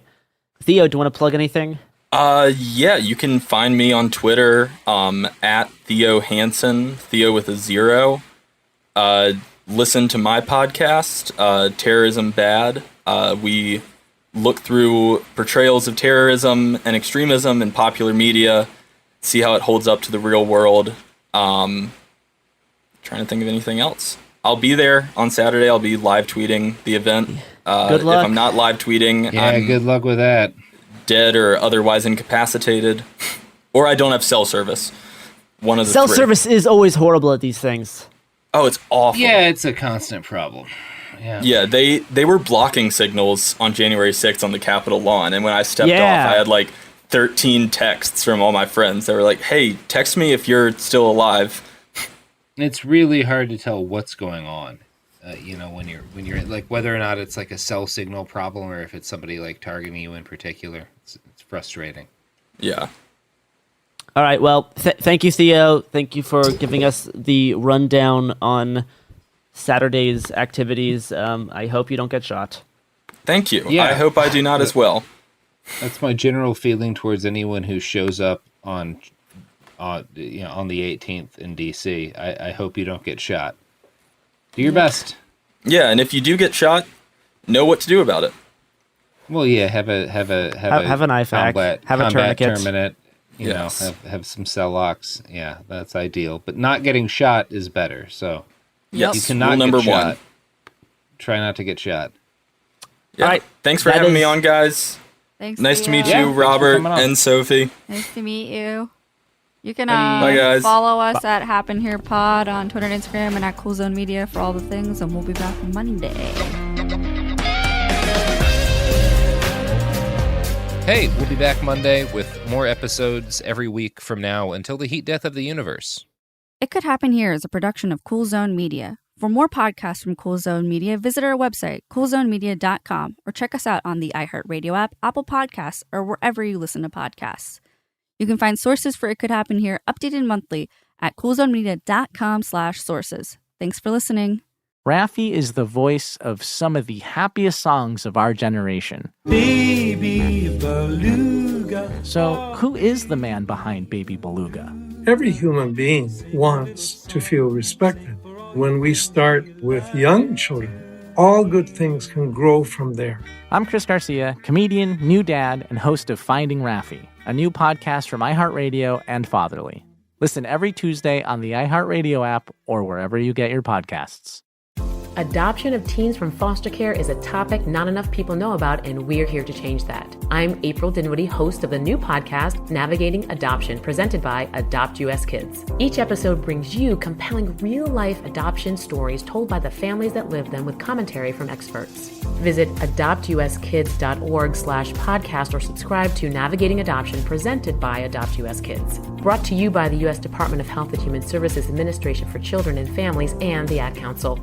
After 30 years, it's time to return to the halls of West Beverly High and hang out at the Peach Pit. On the podcast 9021 OMG, visit Jenny Garth and Tori Spelling for a rewatch of the hit series Beverly Hills 90210 from the very beginning. We get to tell the fans all of the behind-the-scenes stories that actually happen. So they know what happened on camera, obviously, but we can tell them all the good stuff that happened off camera. Listen to 9021 OMG on the iHeartRadio app, Apple Podcasts, or wherever you get your podcasts. A BetterHelp ad. We get it. February is full of flowers, candy, and, of course, lots of talk about relationships. It can feel like everyone else has it all together in their love lives. But the truth is, we're all still figuring it out. Whether you're working on your marriage, navigating the dating apps, or prioritizing staying single, no matter where you are, you're right on time. Therapy can help you find your way and take some of the pressure off yourself so you can determine what you want, what feels heavy, and how you can feel lighter. Just a little bit of outside perspective from a professional can lead to new understanding and a lot of progress. So the next time you're feeling iffy about your love life, try therapy with BetterHelp and see where it takes you. And remember, you're right on time. Visit BetterHelp.com for 10% off. That's BetterHelp.com. This is Jana Kramer from Wind Down with Jana Kramer. We talk a lot about cutting out toxicity in our lives, but what about our skincare? So many of these anti-aging companies hide hundreds of chemicals under the term fragrance, exposing us to harmful carcinogens that actually damage our skin. Foria Organics is completely different. They use natural Arctic ingredients like arnica that lock in moisture, boost collagen, and repair your skin's protective barrier, giving you a radiant natural glow at any age. Stop using harsh products that work against your skin instead of with it. Visit ForiaOrganics.com today.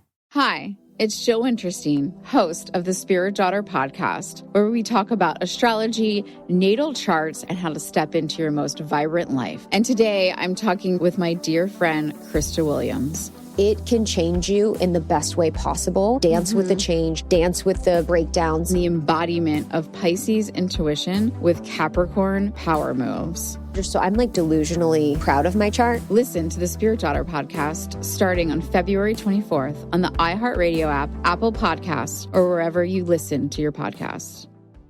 I'm Nancy Glass, host of the Burden of Guilt Season 2 podcast. This is a story about a horrendous lie that destroyed two families. Late one night, Bobby Gumpright became the victim of a random crime. The perpetrator was sentenced to 99 years until a confession changed everything. I was a monster. Listen to Burden of Guilt Season 2 on the iHeartRadio app, Apple Podcasts, or wherever you get your podcasts. This is an iHeart podcast. Guaranteed Human.